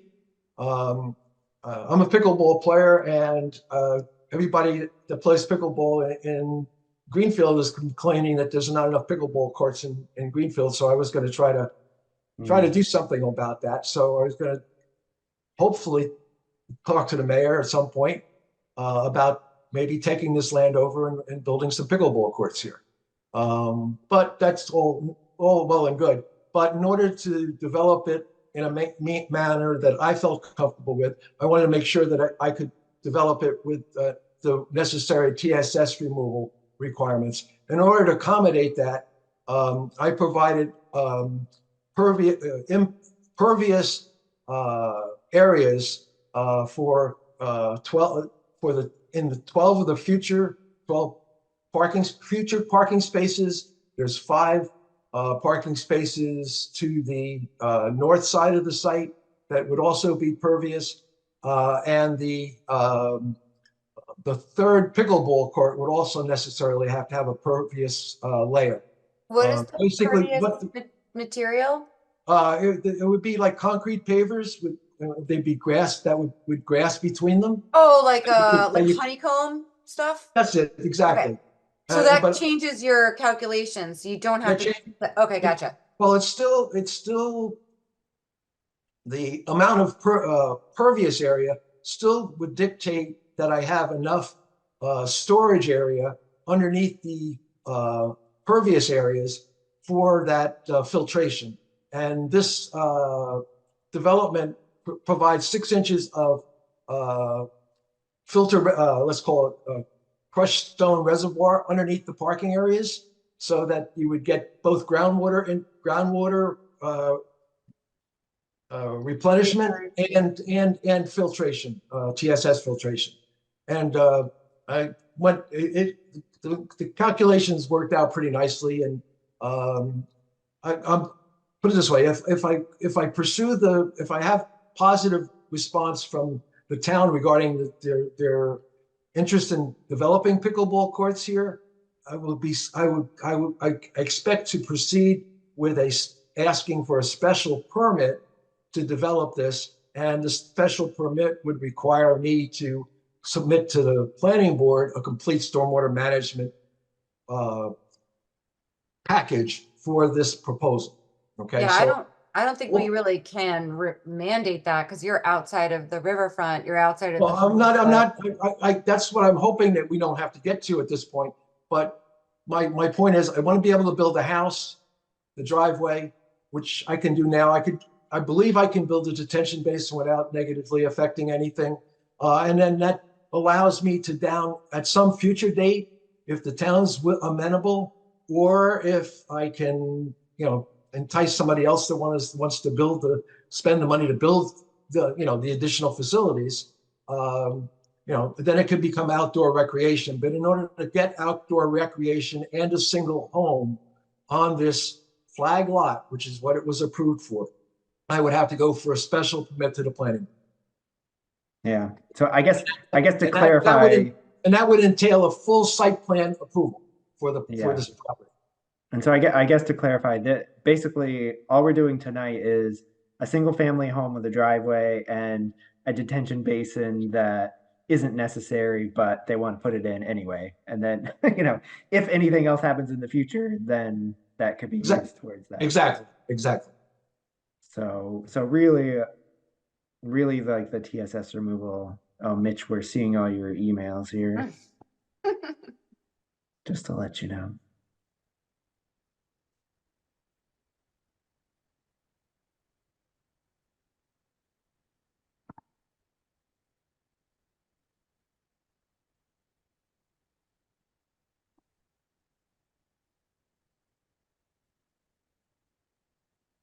All right. So yeah. Okay. So I was just gonna look at Travis, I didn't mention Can that we- this does include silt fence around the perimeter to protect the any off-site or anything beyond the developed areas. yeah. Okay, great. Can we pull up the picture that had color on it again? The map that had colored lines. Yeah, Mitch, if you could pull that up. And while you're doing that, I was just gonna read some notes, the notes that Mitch had here, which is that everything here is within the buffer zone to BVW. There's no riverfront, either intermittent or perennial. If the catch basin outfall was within jurisdiction, that would be different, but it's not. We looked at that area that looked wet potentially, and essentially, if we feel that there would be no alteration to bordering vegetative wetlands, we could issue a negative determination type 3 that it's in the buffer zone, but will not alter the resource area. And we'll specify the resource areas as described in the application, just in case there are anything to the north, right? Yeah, the resource areas as identified in the application, I guess. I don't know if that's standard language, just. Yeah, I don't know. Erica, was there something you wanted to see specifically on here? Yeah, I just wanted to look again about where it was located, just Mm, mhm. in relation to the. Yeah, and like the riverfront, intermittent riverfront is right on the line there. Yeah, yeah.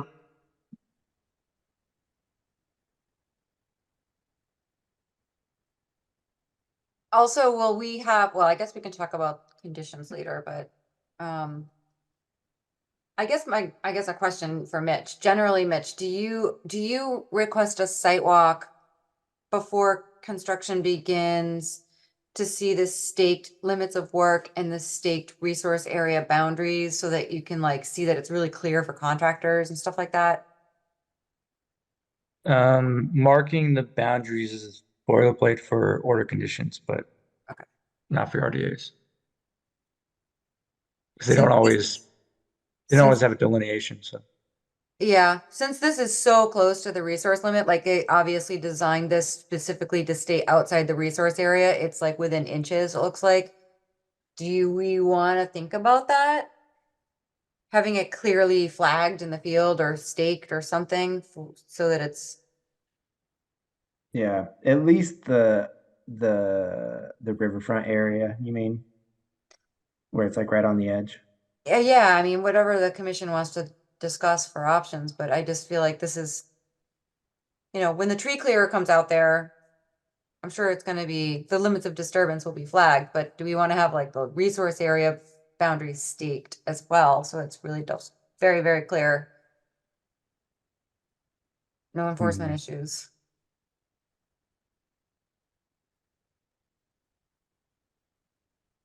Does That's anyone else pretty have any standard in a thoughts lot on of that? other towns. I will just say Yeah. that, like a lot of other towns, even for RDAs, they'll require that to be flagged or staked in the field, and then the agent will walk it before, I as a think Kristen's point, pre-determined. that given that the proximity is what it is, that makes sense to have those things marked like that. Yeah, and I guess for me, mainly the riverfront area one is the important one because Travis, I mean, I'm gonna have to lay out both of them very accurately, yeah, for development. So I don't have any problem with it. You know, okay, putting them, having, marking them and, because yeah, I'm gonna lay out our silt fence, about 5 feet off that. That was what my goal yeah, was, 5 foot off of the boundaries. okay. Wasn't inches, but, within reason. It's hard to tell on the plan how That's close it is, That is, it's 60 inches, okay? Yeah, there you go. Some amount of inches. Okay. Does anyone have any questions or should we make a motion on this one? I guess I feel comfortable that this could be a negative determination. I don't know if anyone else has any thoughts.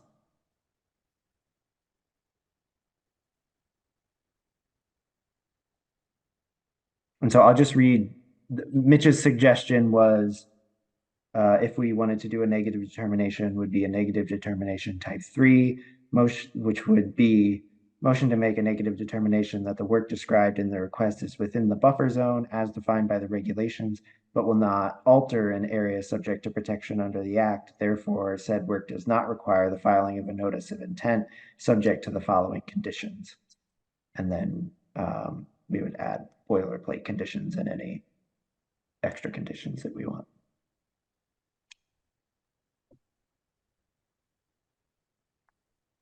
All right, I'll make a motion to issue a negative determination block type 3 Mhm. with everything that Travis just said for Picket Lane. I'm not sure, was it 7? I forgot what number 7.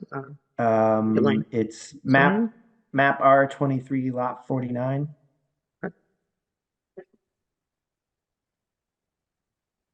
Was there a second? Sorry, I couldn't tell. Second, Okay. All right, we have a motion by Erica, seconded by Elizabeth. Any other discussion? I know we already discussed marking the resource boundaries or the buffer, well, resource boundary for riverfront, especially. Any other special conditions? And Mitch, Do we need I think, to, go ahead. do we need to indicate that there should be a visit by the agent to verify the markings? Or is that standard? Yeah, I guess we could include, I think Mitch was saying that's standard in our orders of conditions, but not for RDAs, that they be marked and verified. Oh, okay. So that, I mean, that could be It part seems of like that too. marking and verifying would be great to give us that confidence. Yeah, And seems agreeable to everybody and it's important, so. we could just say verified by agent prior to construction. It can save a lot of heartache. Yeah. Having somebody go out there and confirm it. Mhm. Mitch, do you have a I know somewhere you have a document that's like just our standard boilerplate conditions for RDAs. Do you think maybe Yeah, I could find it. Oh, okay. While he's looking for that, does anyone else have any special conditions that they think might be necessary here? Do we want to just specify that this is applicable to the wetlands previously delineated by Wendell Wetland, whatever Wordsmith's company's name is?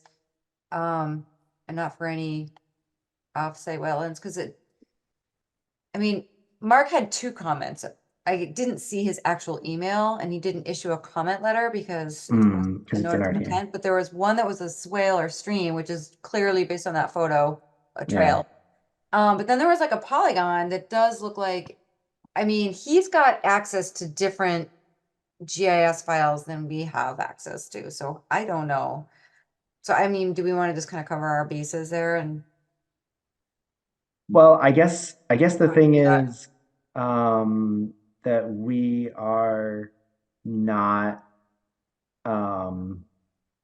we're not approving wetland boundaries. Okay, So I think it wouldn't matter if we said that or not, because okay, essentially we're giving the go ahead and saying, yes, this is not going to impact any wetland resource areas, is what we're saying when we do this. Because I mean, we couldn't say only the ones that have been identified, and then later we would find out that they were different ones, and then you'd have to resend it or something. It wouldn't really work that way. So I think since we're not being asked to, so we're not checking that box, I guess is what I'm saying. We're not approving a wetland line, so I guess I don't think so. I Okay. don't believe that was part of this.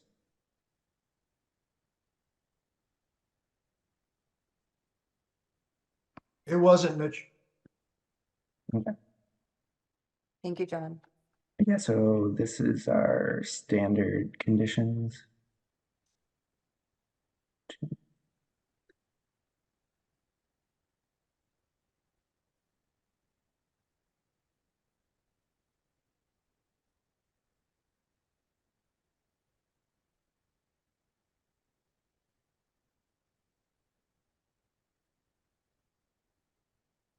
And then do we want to check yes for 5? I mean, usually we do that for NOIs. But not for RDAs. I don't, yeah, I think that's usually not done for RDAs. I mean, it is something we could ask, but Another thing that's usually on an NOI order of conditions that seems weird for an RDA, but relevant since there's going to be a stormwater facility asset. And I don't remember the exact language. I'm gonna try to pull something up, but there's I don't know, Mitch, maybe you've got it handy. Like the Conservation Commission shall have the right to review the maintenance log for stormwater facility assets or something like that. That might not make sense in this case, only because there's no requirement to even build this stormwater. You know what I mean? Like there's nothing Well, for the Wetlands Protection Act that they need to be building this for at the moment, right? and from what I understand, he's not actually really using it right now. It's just prepared, so it's there, I think it would right? catch a runoff from the driveway, Well, but yeah, yeah. but So I don't think it would be um I mean to me, it's like if someone wanted to just like randomly build a stormwater basin in their yard, like I don't feel like we would then like require them to submit maintenance logs when they didn't even Oh, need to no, have it there no. in the first place. First of all, two things. One, I agree with what you just said. And two, we wouldn't be requiring them to submit anything. It would be, Oh, maintenance yeah, logs yeah. would be available upon request if needed. And that would only be in the event that there was spillover into the resource area because it wasn't being maintained properly. Because it's Mm, so close to the resource area. It's literally being built to the edge of the riverfront. mhm. But again, just a comment for the commission to opine on. Yeah. Because this is really like borderline, but it's also not a notice of intent, which would require the normal level of scrutiny. It's an RDA, so I feel like we're sort of, and I recognize that, John, you did design this specifically to avoid those thresholds and those triggers and those impacts. So I appreciate that. So I'm not trying to make your life harder. I'm just wondering what the commission thinks about those things. That's all. I appreciate that. I don't have any problem with it, from that perspective. The as far as this, there's going to have to be a stormwater management plan presented if it's ever constructed for that for its real purpose. That will have to have a maintenance provisions in there to maintain it and all the other good stuff. Um, so I mean, I fully expect if it gets its full treatment, it'll have to comply with all the regs. So there's no issue on my part. I told Mitch, you just think of it as a big swimming pool right now. Yeah.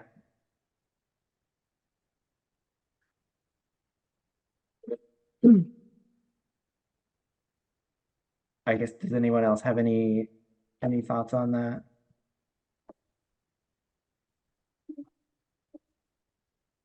I can't see anyone else, so I had one little box where I could only see one person.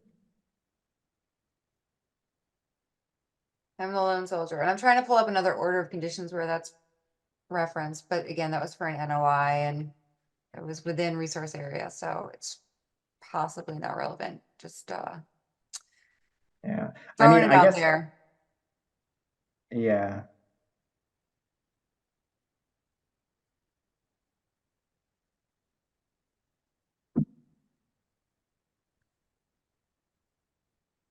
I guess since the applicant doesn't have a problem with it, maybe we could just include that, submit any maintenance logs upon request. Yeah, I can promise the commission is not looking for a I mean, like, we don't have time for Yeah. that. Yeah. But if it ever did become an issue. And besides, you don't want it to become a jurisdictional wetland anyways. If it was unmaintained, it became, you know? Yeah. Okay, so we have that and then mark the boundary to be verified by the agent prior to construction, and then those standard conditions. Is everyone good with those conditions and we can vote on that, or does anyone have anything else?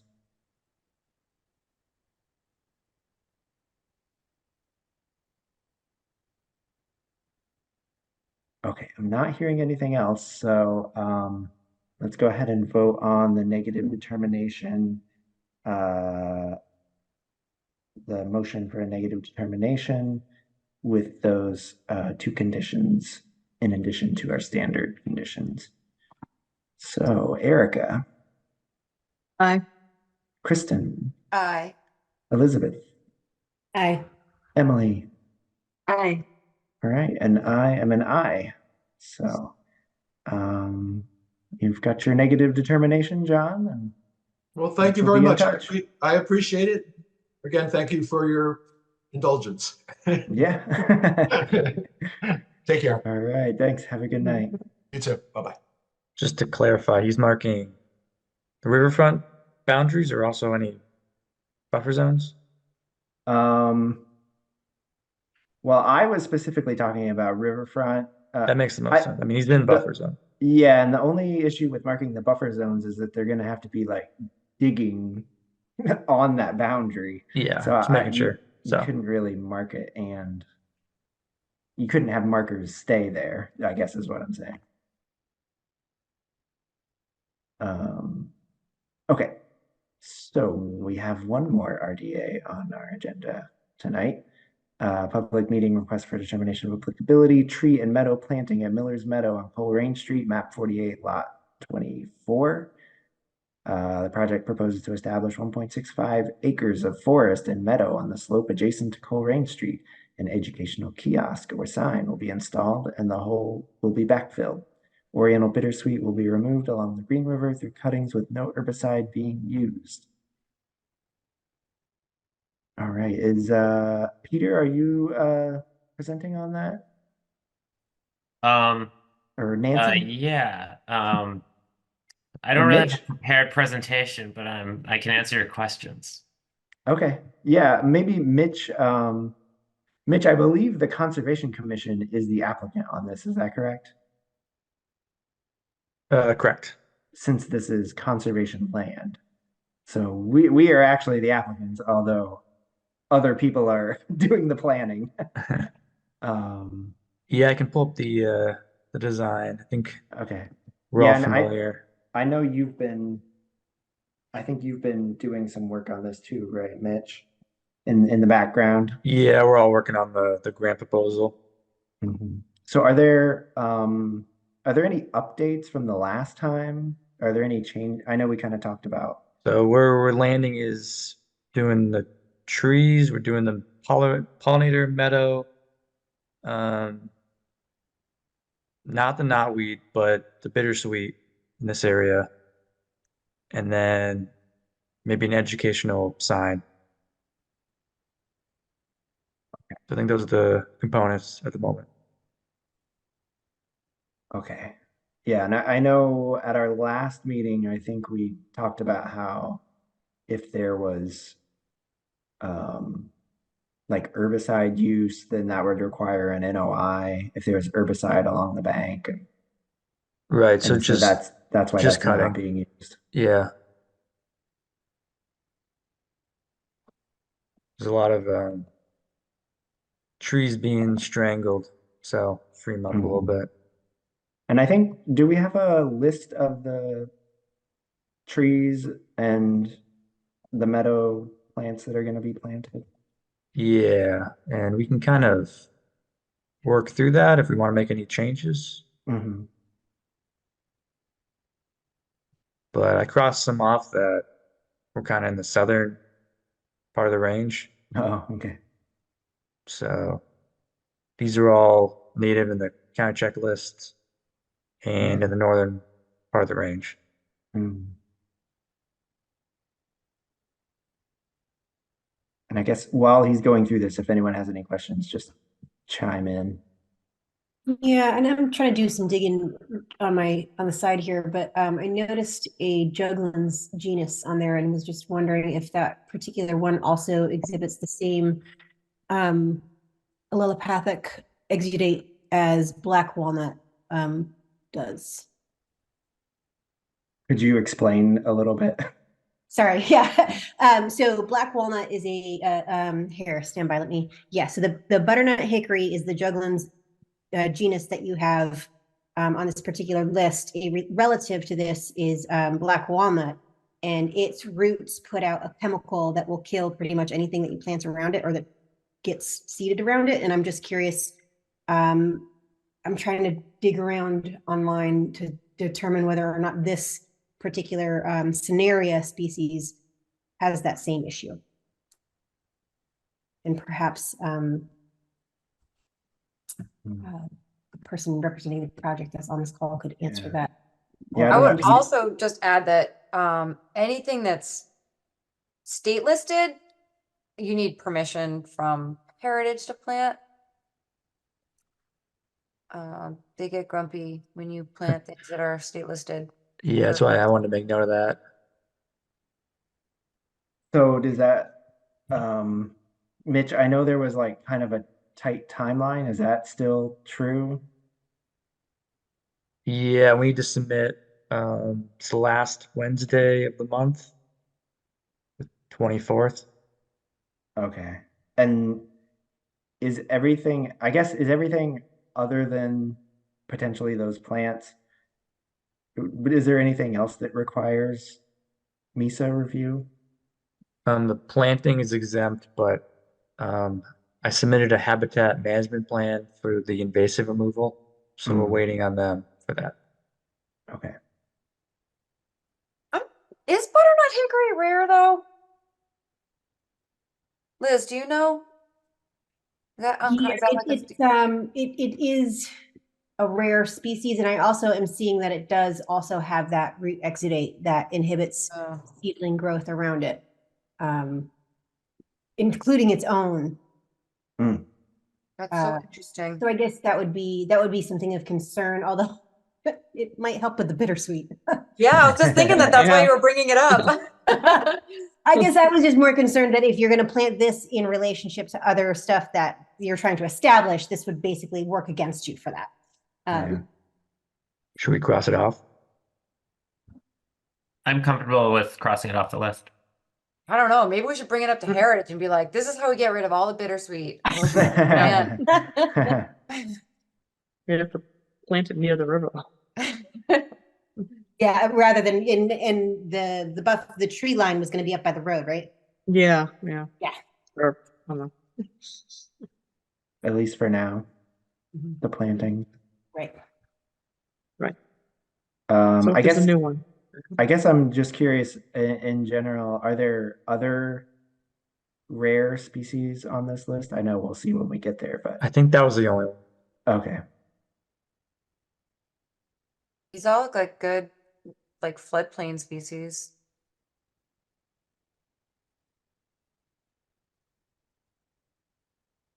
Except not seeing the Acer Negundo.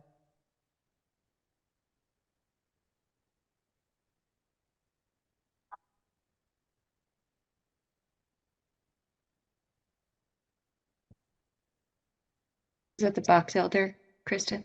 No, that's slippery. Yeah, box elder is Acer Negundo. Yeah, sorry. I was reading. Sorry. Yeah, I feel like that's a good Connecticut River floodplain species, but these are all really good floodplain species. I feel like these are really good representatives of our area. So With cottonwood on the list? there was Tilia, I thought, right? So Linden. Gosh, I already forget.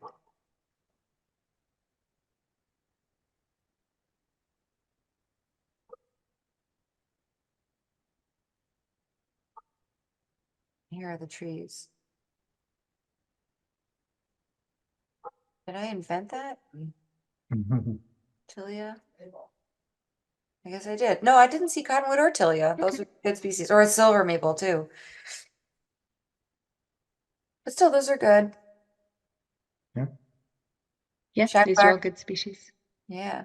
And shagbark, hickory, and white oak are good Sort. roost trees for bats, which is also good. Yeah. Now that Right. they're all endangered. Do we have a list for the meadow species too?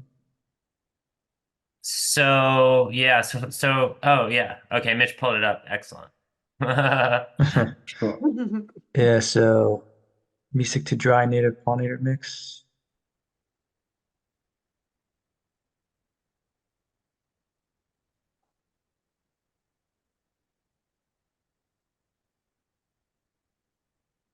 Too fast. Have these Sorry. all been cross-checked with our native to our county? Um, I haven't checked it yet. It is harder when it's like a When it's a mix, mix, yeah. and there might be one or two that's not to the county. Yeah.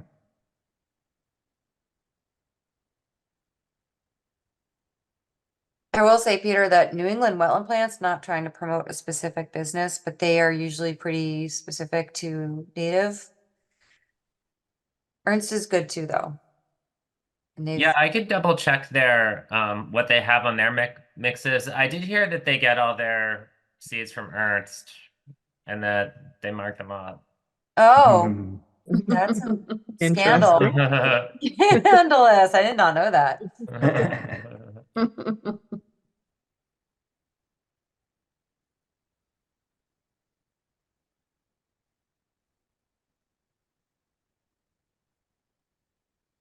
Well, can we just condition it to make sure that it's native to the county per Del Colina or something? I guess we could, but as Mitch was saying, if there was like a seed mix where maybe one of them is not, is that something that we could give a little leeway with? Or if it was native, to like a neighboring county, but not to our county? I guess that's a question for the Conservation Commission. Yeah, like I just don't know if that's a thing that anyone sells is a Franklin County mix. You'd have to have like a custom mix. Well, I do know that these companies do make custom seed mixes. I mean, it's one of the things my company does, in the ecological restoration department, which I'm not part of, but they do like wetland restoration and Mm. that kind of stuff. And they go to Sudbury Nurseries and New England Wetland Plants and Ernst and wherever and get custom seed mixes for native species. And they use the native species county checklist. Mm. So it's not impossible.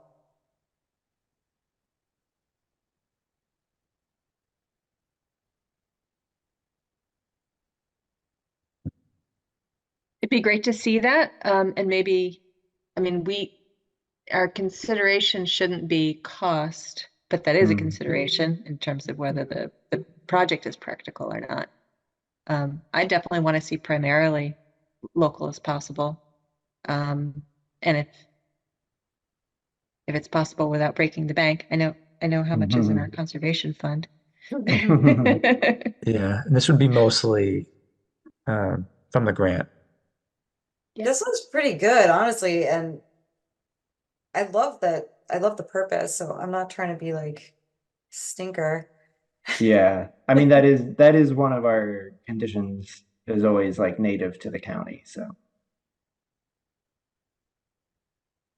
it would be weird to not have it on our own property. On our own property. That's a good Yeah. point. Yep. It allows us to see how difficult that is or what the impacts are on the landowners that we're putting that condition on. Mm.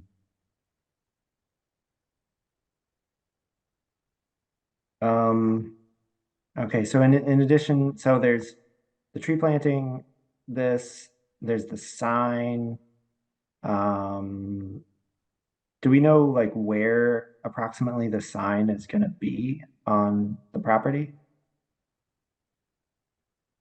Just I mean, kind of leaving that up to what we were thinking. I had a couple ideas. I don't know if we wanted like okay. down by the road or closer to the meadow itself in the Mm. field. And I guess another consideration is if there is any future phases of plantings or whatever, how that might fit in with where the sign is as well. Yeah, if we leave it by the road, I guess leave room to grow. Where's where are people parking? Wouldn't the sign want to be like where people are parking? I think people, yeah, Certainly park. people park like all the way down the road Oh, or in different Mhm. places, kind of anywhere along the road, essentially. Yeah. gotcha. Yeah, I was gonna say Okay. just kind of along the road. Hmm. Um, And there's no single access point No, where on this you could side. strategically place a kiosk. There is the one way in, and that's also where they've got some other, is it like a recycling bin or a waste Yeah, thing over there? the dog thing, the dog picker upper thing. yeah, so Hmm. that's kind of, I think, where we've sort of envisioned, and I think it's also in some of the conceptual plans other people did in the past of where a parking lot might be. Like towards So, the beginning, like the yeah, on Mhm. the beginning of the road. yeah, so Is yeah, that kind of where the exactly. H is on this plan? I can't mark it up, but Yep, I think Yeah. that, yeah, more or less. okay. Between The the H H of and the phase A? one. Yes, the H and the A on phase one, yes. Yeah. Are you basically leaving the kind of the road that's sort of there? I mean, the road that's there, and then there's sort of like dirt part after that's sort of been made a road. Are you So we leaving haven't that, really or made any big decisions about it, but probably. at least the At asphalt least for part now. of it? Yeah, yeah. And I guess I also wasn't sure if we want like a kiosk or more like a park sign. You know, like So one of you the you mean like a flatter ones. kiosk? You mean like a kiosk where we could like change out information in it? Is that what Right. you're referring to? Or like a like glass that. fronted thing? Oh, Yeah, gotcha. parts of the glass, yeah. I think that would be cool. I mean, we put Is that really educational stuff. expensive? Is that fancy? Well, anything's better than the kiosk that's over at Poet Seat, that hand painted sign that's backwards. Kids did. I'm not sure which one you're talking about. Oh, drives me crazy. I guess the thing with having a kiosk is somebody has to like make sure it's, updated, and when things get like sun damaged, go out and replace Yeah. the maps in it Yeah. and things like that. But it does have the advantage of There, you can change it. Yeah. there's the one over at Griswold that's kind of like it's got a little cover over it, and then I think it's painted, right? I mean, isn't That it one's painted nice. trails?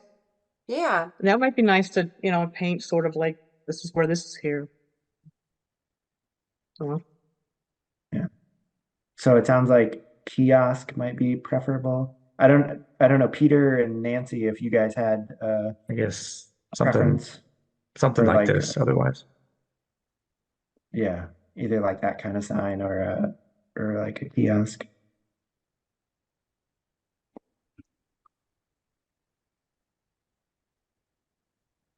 Did you have a preference, Nancy or Peter, on what you guys Um, did?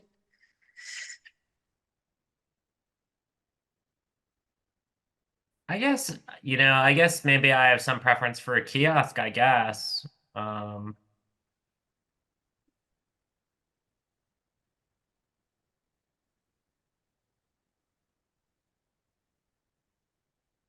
Yeah, and I guess I'm thinking about the RDA right now.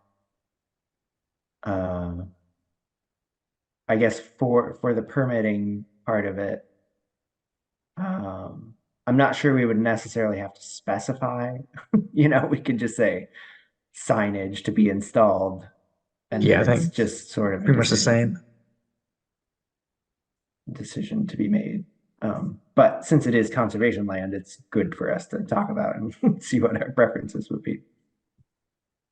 So yeah, I kind of feel like we got two things going on right now. There's like talking about conservation land management by the Conservation Commission and what we would want to see on conservation land, and then also how to permit this, with the RDA and things like that. So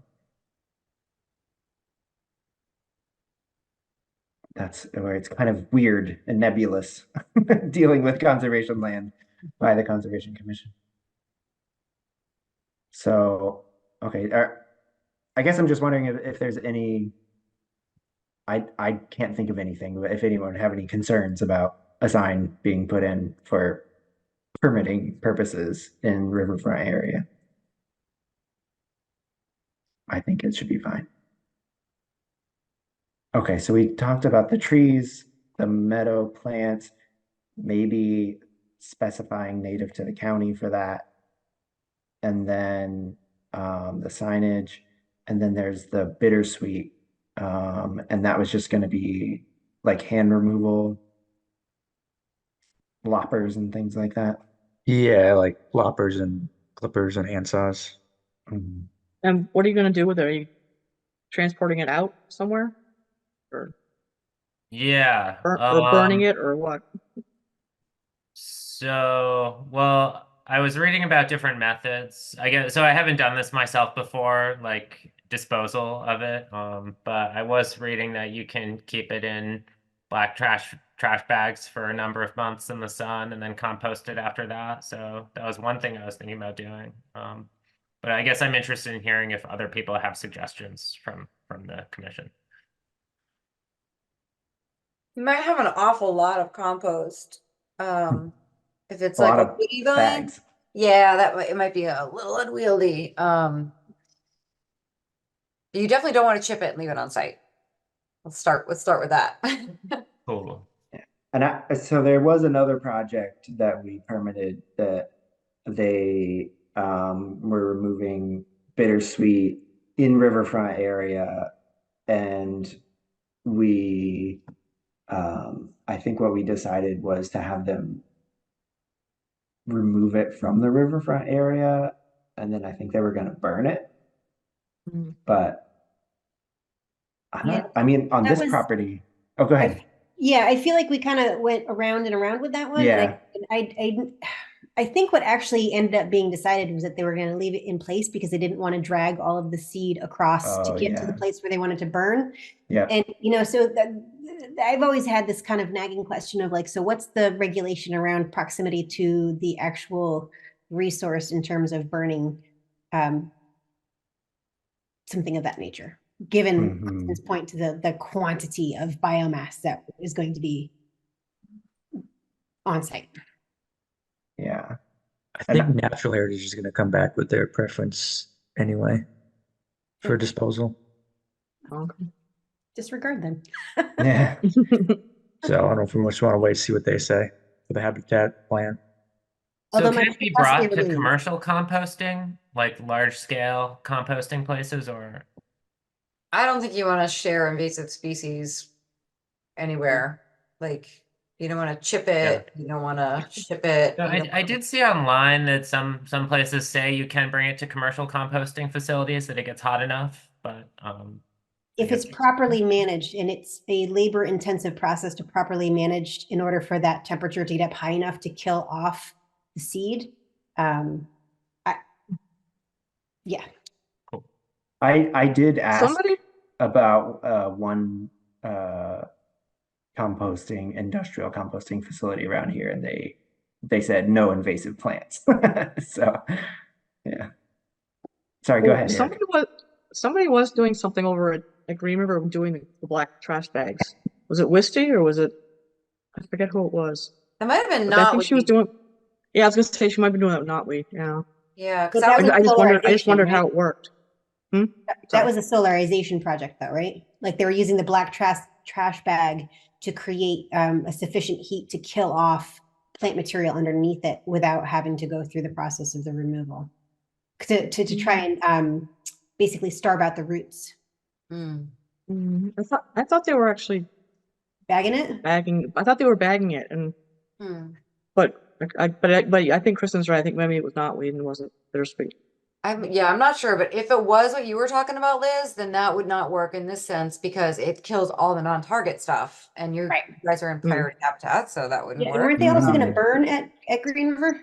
They had been talking with the fire department for that. Yeah.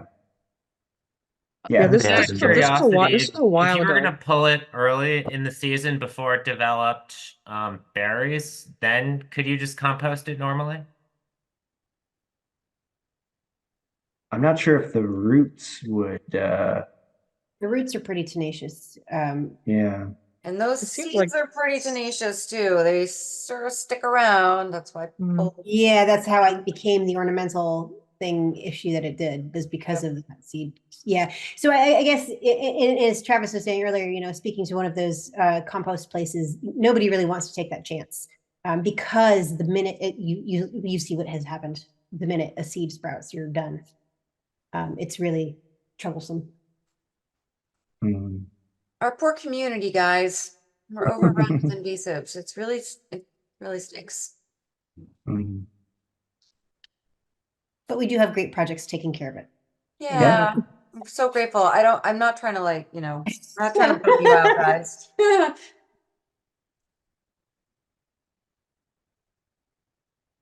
So, I guess Mitch, you were saying that natural heritage might, like with their conditions, they would require certain measures. Yeah, that was something they were asking about in the habitat management plan, was the plan for disposal. So Okay. So, I mean, I guess if we wanted to, we could not have any conditions about disposal and then just, whatever natural heritage requires, that's what you got to do. Yeah, just say like whatever's in the state approved habitat management plan. Like I that. think we need to wait for them, don't we? Make a That does make determination. sense. Yeah, that does make sense. Yeah, I guess I didn't know. Like, I know it's very clear for an NOI, we have to do that. I think it's any wetland burn. It's an estimated habitat, right? Yeah, it's both. I feel like you're right, Mitch. That might be right. Although, I mean, it doesn't need MISA review. It's exempt, but only with the plan that's approved and hasn't been approved yet. Hmm. Yeah, so that's a little complicated, huh? Hmm. So are you saying it might be best to just continue this until I think so. And then we can until we get get that review? another pollinator mix, make it something custom as well. Or just double check it. I don't know. Yeah. Do that Yeah, yet? double check. Yeah, maybe it's totally fine. Do we have time before the proposal has to be submitted? Or- Yeah, we'll meet the day before, which is Okay. cutting it close. So if they're not done by then I think we there's just not much we can do. I think we just take out that part of it, the invasive. Yeah. I think we'd have to. Okay. So should we, if no one has anything else, should we continue this to our next meeting then? 23rd?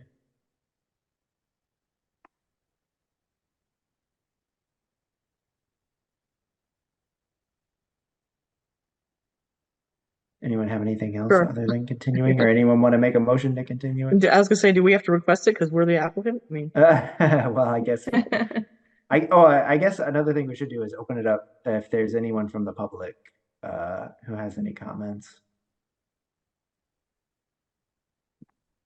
We're not required to open things to the public if it's an RDA, but I feel like since this is the conservation reviewing submittal by the Conservation Commission, that we should do some extra due diligence there and make sure.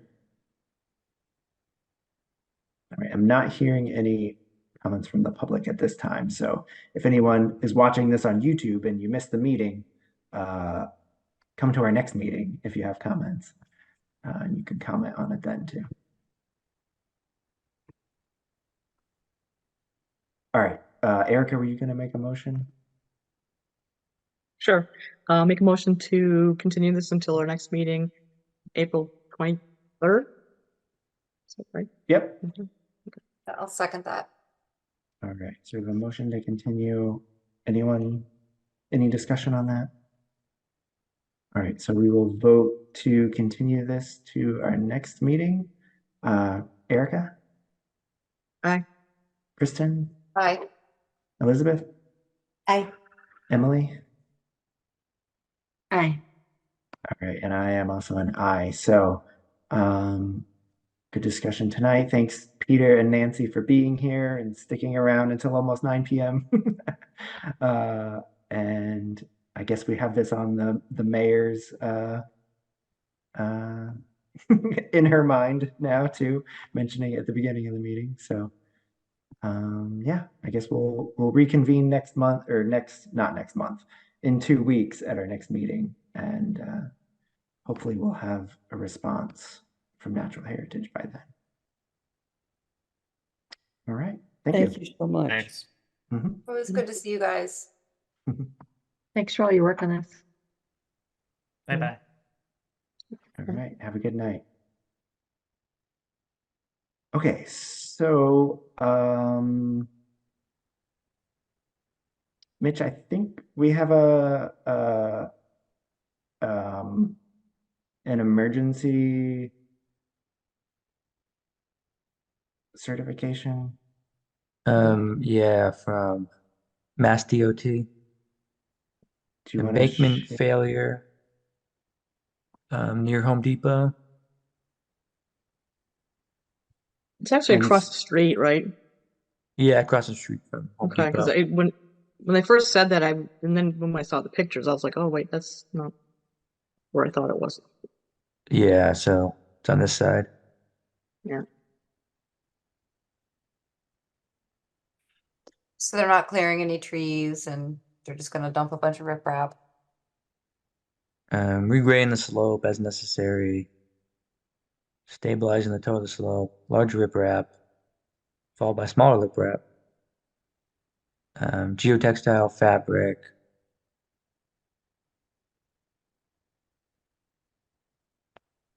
Erosion and sedimentation controls will be installed.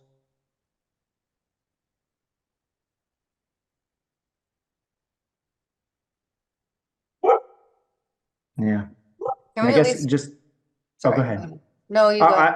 I was just gonna say, just in general, for emergency certifications, these come in and then they have to be uh, Ratified? like a public safety issue or something, and then a lot of times they'll come in not near a meeting and they have to be, you know, reviewed within like 24 hours, and usually Mitch, he a lot of times he'll reach out to me and then we'll discuss it if there are any conditions that need to be added, and then we'll issue it and then it gets ratified at the next meeting.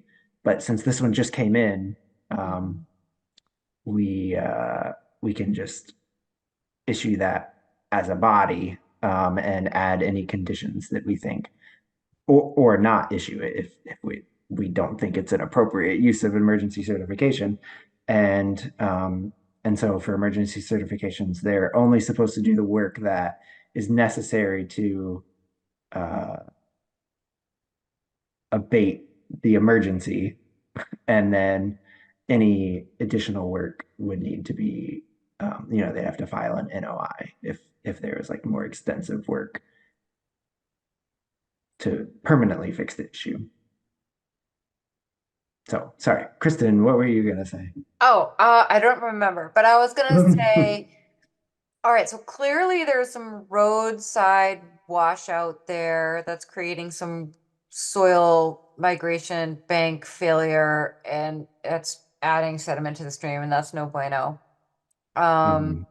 Do we want to impose a certain limit of linear feet? Because DOT, if given free reign, would probably rip wrap that whole bank. And do we want to also say we want it to be like clean fill? And do we want angular stone or river stone, or do we not care? Those are my Mhm. thoughts. Yeah, I mean, definitely should say clean fill, since it's going right on Yeah. that bank there. Did they say in there how many like linear feet is impacted? I don't think they did. No, I don't think so. So, Yeah, it says the embankment Oh, wait, area wait. is approximately 60 by 30 feet. hmm. So 60 feet long by 30 feet tall? or 30 feet wide. I don't know. That's a little unclear, I guess. I mean, the bank looked longer than tall, I guess. Yeah, I don't think it's, Yeah. I wouldn't say it was 5 feet tall. 60 So feet. I guess my comment would be, can we like cap it at that? Yeah, Or we could say 60 feet.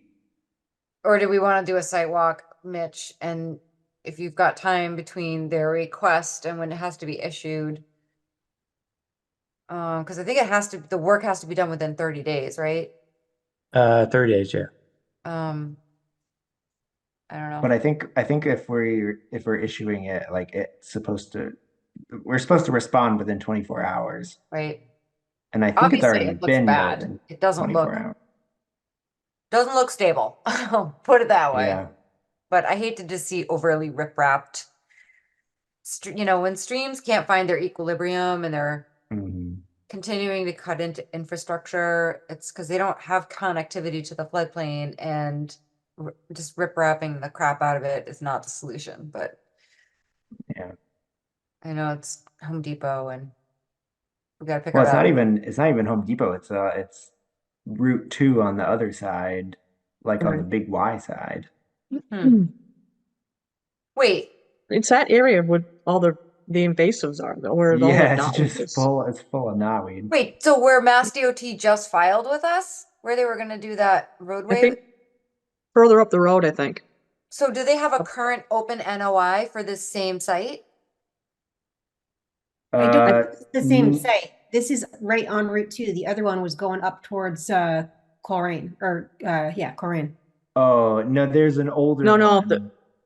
Yeah, yeah, but there I is an think that older other one I think they're wasn't the down other one here. on that side of Big Y, and this one's like on the other side of Big Y, like of the driveway, kind of like.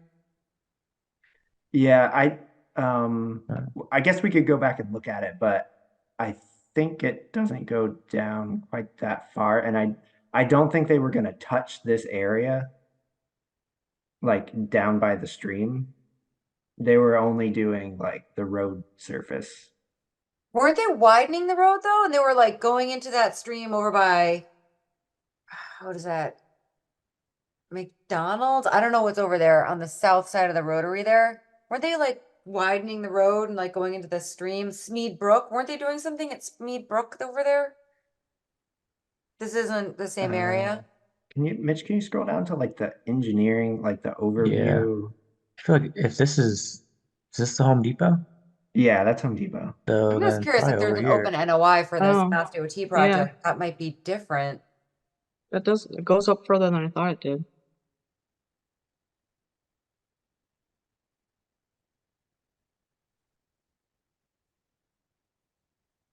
Doesn't show any of the work. That only shows resource areas, I think. Yeah, I think there's another one where they show like an overview of the work. Wait, go up to figure photo two. I mean, that's on the south side of the rotary or the south side of Mohawk Trail, right?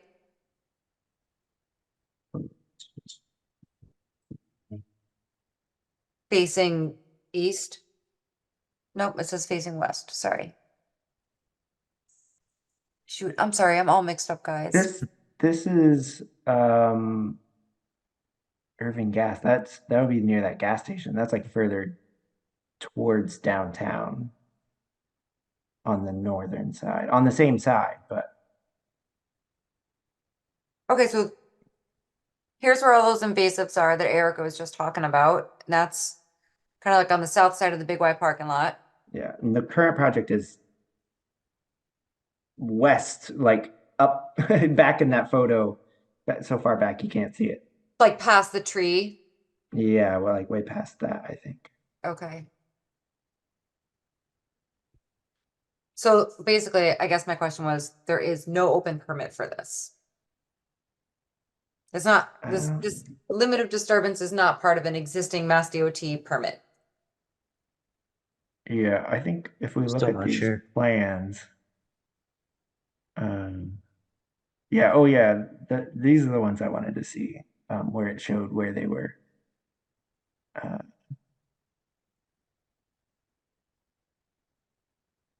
where they were doing the road work.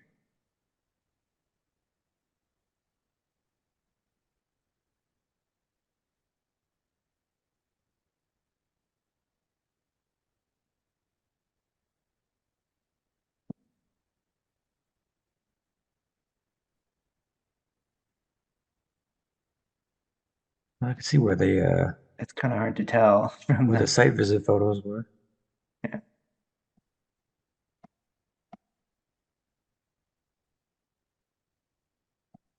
I guess from my understanding, that spot, Oh, the spot there. where this is happening is it's off the left side of that photo. Well, Was the it- only reason I bring it up is because when we originally reviewed their notice of intent, they offered us very little in terms of Yeah. mitigation. And we really gave them an opportunity to come up with something that they could do. And this would have been a really good opportunity for them to come up with some kind of bioengineering or floodplain restoration. And we heard boo from them. And now they want to just rip wrap all this bank as an emergency cert. And frankly, I'm kind of sick of Mass DOT. I mean, I'm really sick of them. They're not even trying. And I have to, I'm sorry, I'm so busy, but I have to try to remember them as an applicant and really stick it to them next time because this is baloney.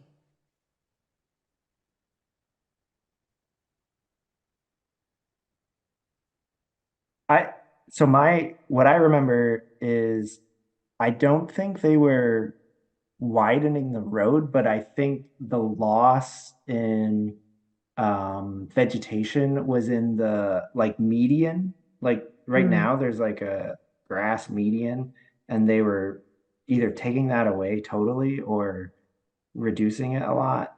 I And I thought they were think getting that, like ADA compliant or I forget. Yeah, I thought they were, and they were Remember. putting in lights or something, or they're you know, putting in like a traffic pedestrian. light and bike lanes, but Yeah, I think they were cutting into that median, yeah. and then that was reducing the that was increasing impervious surface by reducing that median. And what did they offer us for mitigation? They were gonna put in like a swale. Yeah, that little teeny swale is basically pretty small. Which would be east of where this emergency certification is. I guess, I don't know. There's nothing we can do. This sounds like an actual valid emergency cert, but I guess Yeah. I just wanted to bring it up to the newer commissioners and remind myself that these guys really need to step up their mitigation game and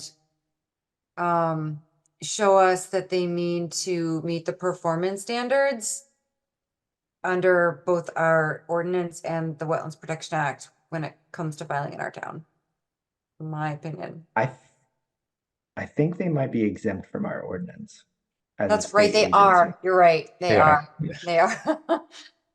Yep. Yeah. But if they come back and they want to do more of this area, then Yeah. we can tell them no. You need to. Yeah. Well, just something to like remind ourselves, that there were other options for this other than just rip wrapping the bank and forcing the stream to not have that floodplain connectivity, that there are bioengineering techniques and encouraging floodplain restoration that maybe, if we had known more of the background on this project globally, we would have thought of that as suggesting that, but it's not really even our job to suggest what they want to offer for mitigation. It's their job Yeah. or their consultant's job to come up with ideas, but that would have been a Well- nice option prior. Well, I think we came up with options for the last one, and they kept saying no, no, no, no, no, no.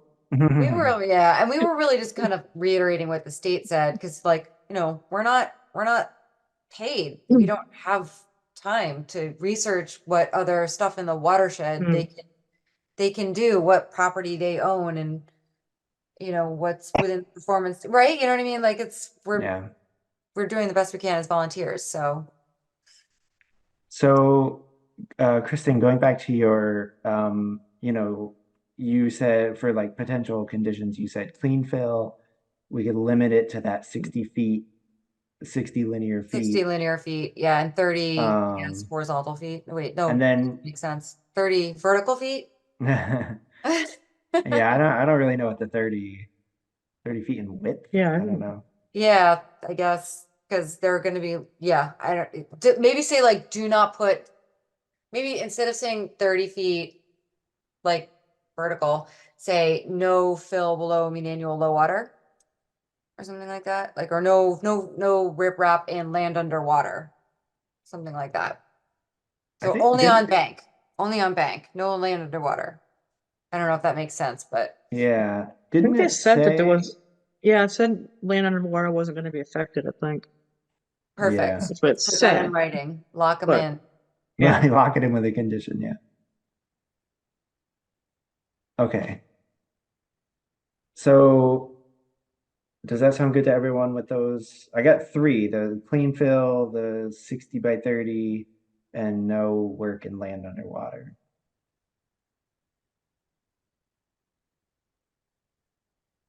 I just wish we could Is make there, them be rounded stone instead of riprap, I was but going to say, is there anything, yeah, I was going to, you know that stuff. I was going to say, is there anything else we can have them do? But I don't know if Emily, they're I gonna do saw I it. guess not. Emily, I saw you unmute there. Oh, I was just going to say that these conditions are the things they're describing they're going to do, so we're holding them to it. Yeah. Kristen, say more about the rounded stone possibility. Is that So something we could ask them is to do?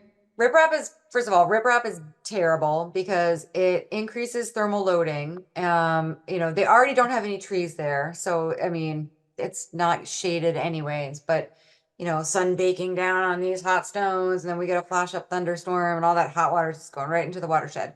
So that's no bueno. Rounded stones are better than riprap or angular stones because it increases the void space, which increases the oxygen flow and the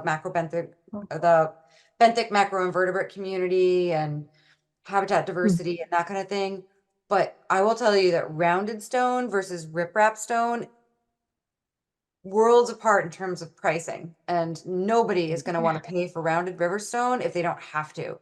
And for an emergency cert, I can't imagine that's going to fly. So I don't even think we can offer Yeah. that. But I would like to see that. But I don't think we can. I don't know. This is an Yeah. emergency cert. This is like a town. This is like a Right. safety hazard. Yeah. What I about guess planting on the bank to avoid? Love it. Yeah. Can they put some like willow stakes in there or some like cornice Yeah. stakes?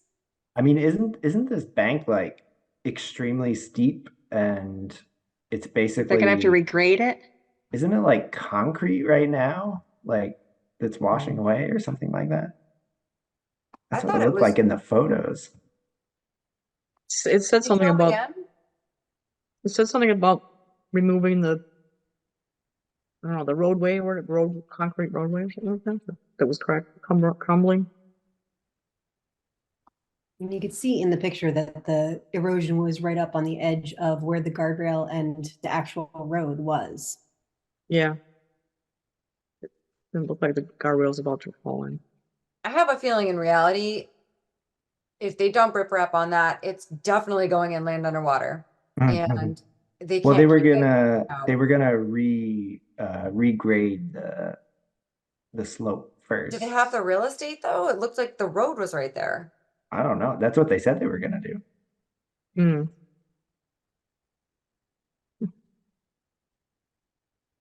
I get one question I had about like rounded river stone is that I mean if they say they're not impacting land underwater, does that really improve anything if the river stone is all outside the water?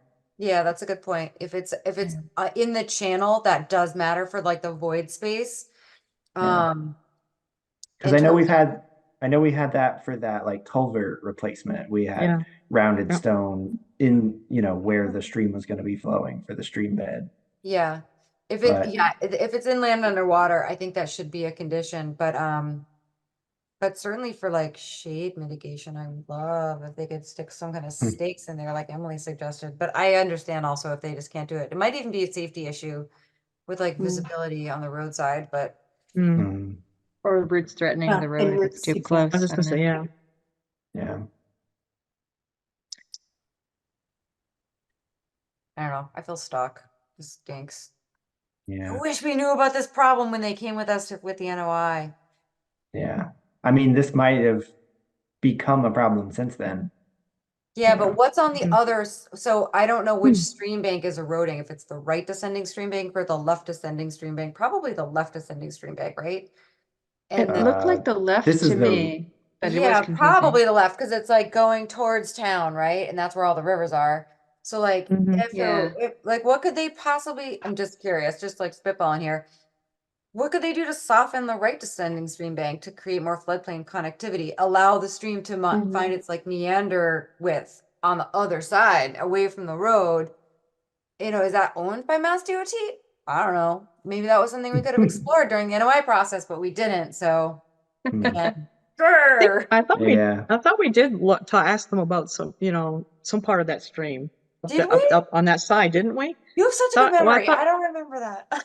well, I thought it was something. It was more about dealing with the invasives, I thought, but I You thought it was always up in remember that this stuff. area. That's why we love you, Erica. Um, You've been on the commission for like decades and you always Well, remember everything. You're a record no. keeper. Jeez, not decades. God. I forget everything. We probably did, and I forget, but I just wish we did something more. Yeah, That's sometimes I all. mix them up, so you know. No.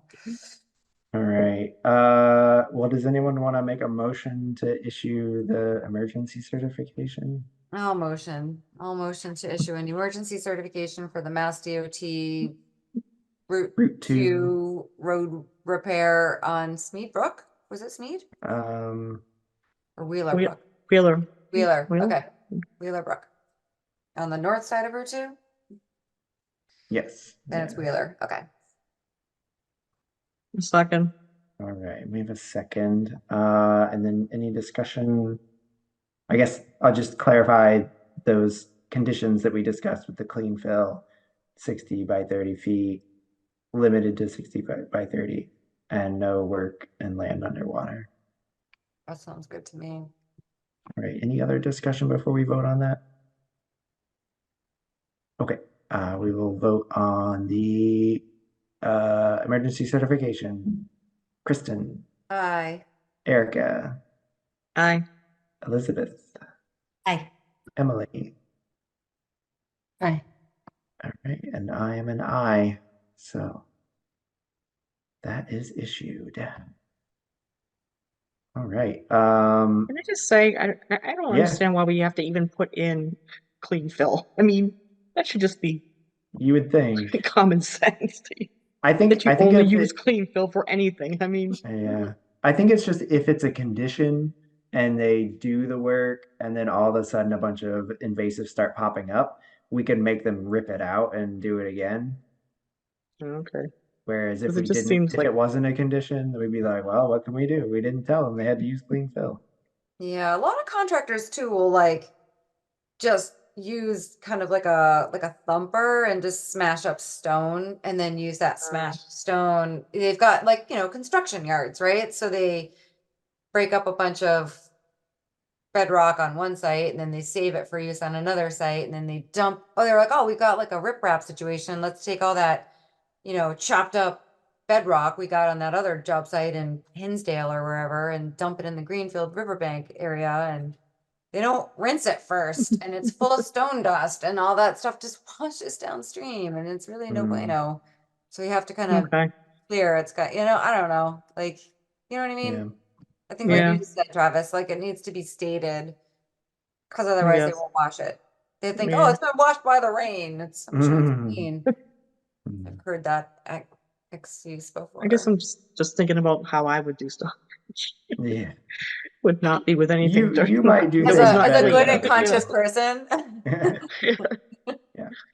All right. Mitch, was there anything else? Any project monitoring or Nope, that was it. enforcement updates? Okay. Did Well, Did you hear anything about the industrial museum thing there? Not yet. I only just got that letter out to them, so I'll give them Okay. some more time. Okay. all right. So our next meeting is Tuesday, April 23rd at 6:30 p.m. Anyone want a motion to adjourn? Motion to adjourn. Second. All right, seconded. All those in favor of adjourning? Aye. Aye. All right, that is unanimous. So we are adjourned at 9:17 p.m.